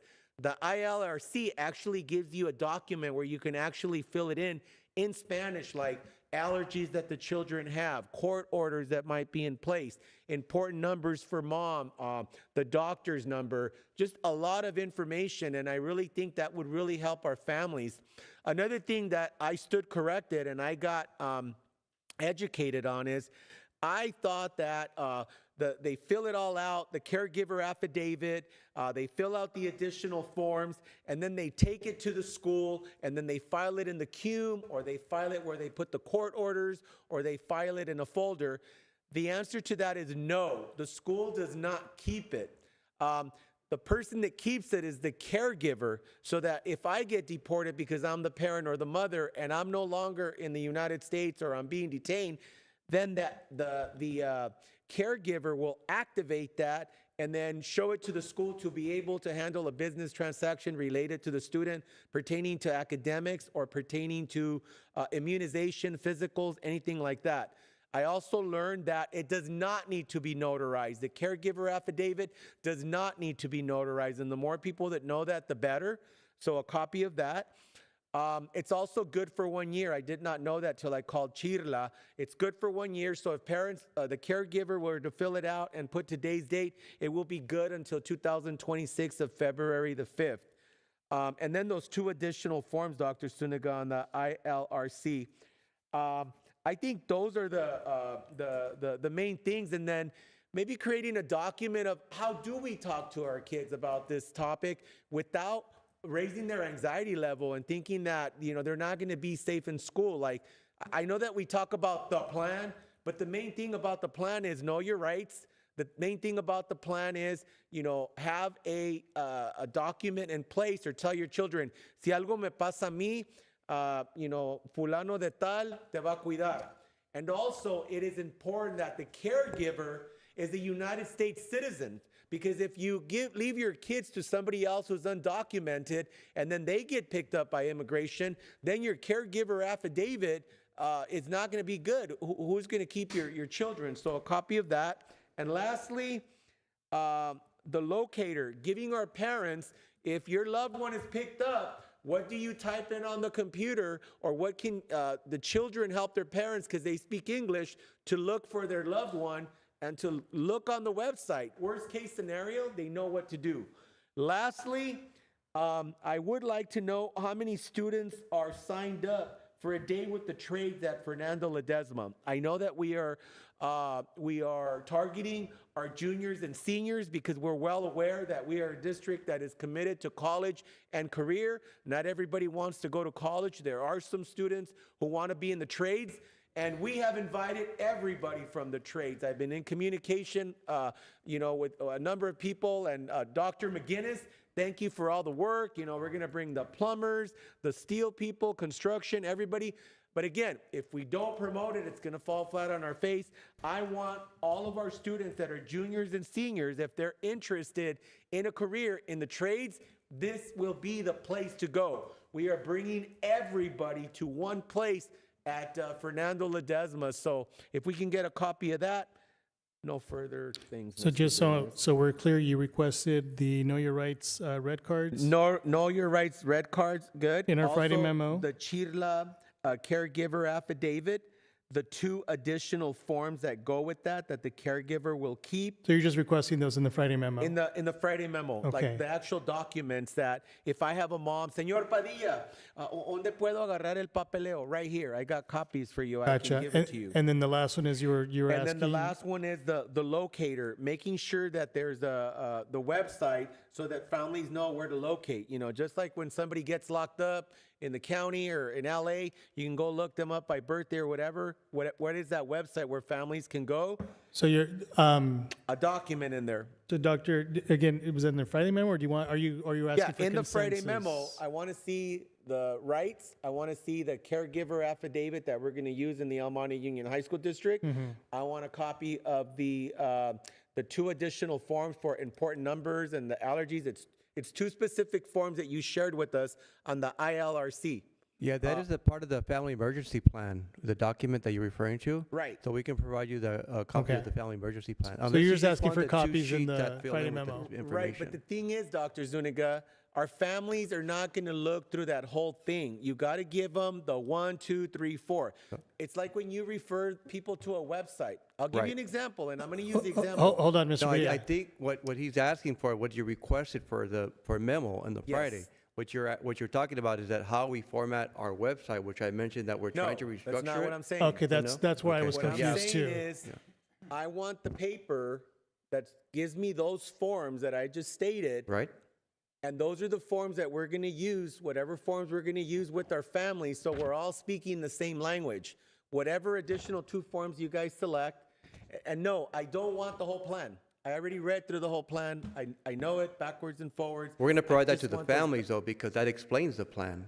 Perfect. So then, is there a way we can identify to the families, these are the important pages that the caregiver needs to keep And then if I'm deported, this is the documents that you're going to need, which is the caregiver affidavit, which is the 2 additional forms, and then knowing their rights. But the documents, the legal documents that they need are those 3 forms. The important the ones, caregiver affidavit and those 2 forms. I do recommend that, Yes. and this is what we're taking action Go ahead. on. Go ahead. Yes. Yes, we are, our intention is to hold parent workshops on Yes. filling the actual emergency preparedness Excellent. plans. Yes. The website can cause confusion no matter who you are. You can go in there and say, there's a lot of information here. What do I do? It's our job to say, we're hosting these workshops. Let us show you how to do it, right? Or if you can't make it to the meeting, our community liaisons can have a one-on-one, sit down with you and go through those processes. I get That is our that, but best the bet. board, let me finish it. It's You're just asking for copies of these documents in our Friday memo. Yes. That's it. Yes. But what the example that I want to give you is, okay, I get it that you referred me to the website. And you know me, I always put myself like I'm a Spanish speaking person. One of the tech problems in our school district is that I speak English, highly educated man. When you change the language to Spanish, the headings that we have in our website do not change. Okay? So that's a problem. I don't know what Steelman can do, but we pay him a whole lot of money. We should be able to fix that. Now, I'm highly educated. I know that when I go to the website, I can click on immigration services because I speak English. Okay, Spanish, immigration, inmigración. All right, click on it. When you click on it, on the far right, you have it in English and Spanish. You have the document, the caregiver affidavit in English and Spanish, okay? And yes, you got to print out the Spanish in order for them to know what the English form says. I've done it. Alma and I have done it.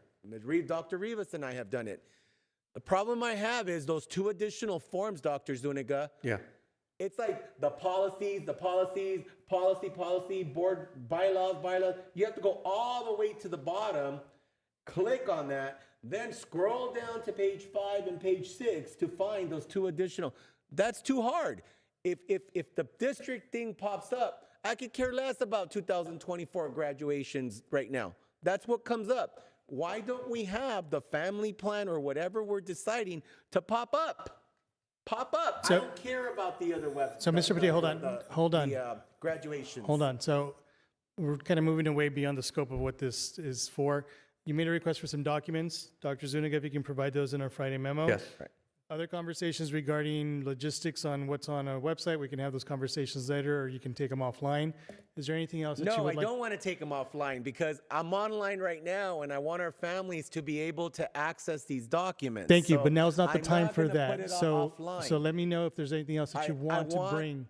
I want to have a discussion. This If you isn't the guys time for agree, discussion right now. What else are you requesting for a future meeting? I am requesting that the website translate to Spanish or whatever language the families need it. And I would like these documents to pop up on the website so families don't have to go searching for it.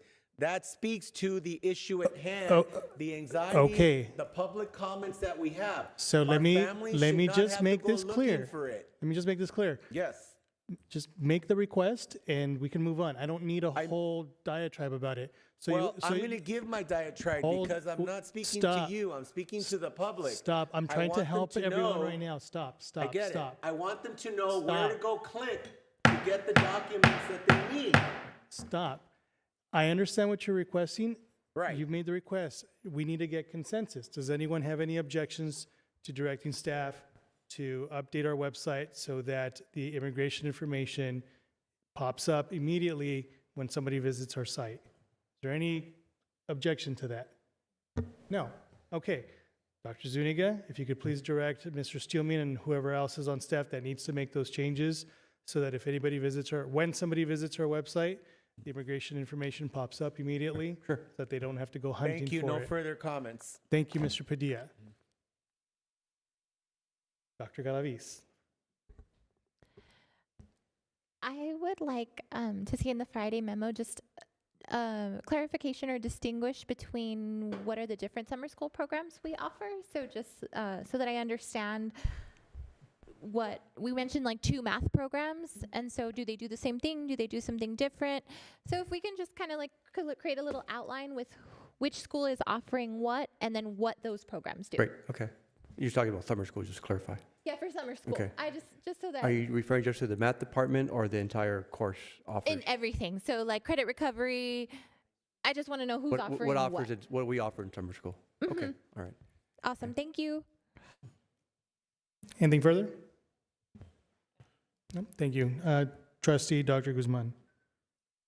Yes, related to everything that we're talking about, the families and students being under extreme stress and worry and trauma, I would like to see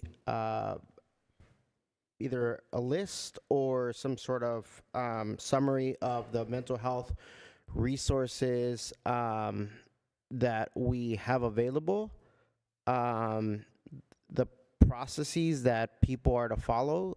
If so, like again, to Mr. Padilla's point, if we're not promoting it, it doesn't matter that we have a lot of services or a lot of resources. If nobody knows about it, including our students and families, it doesn't matter.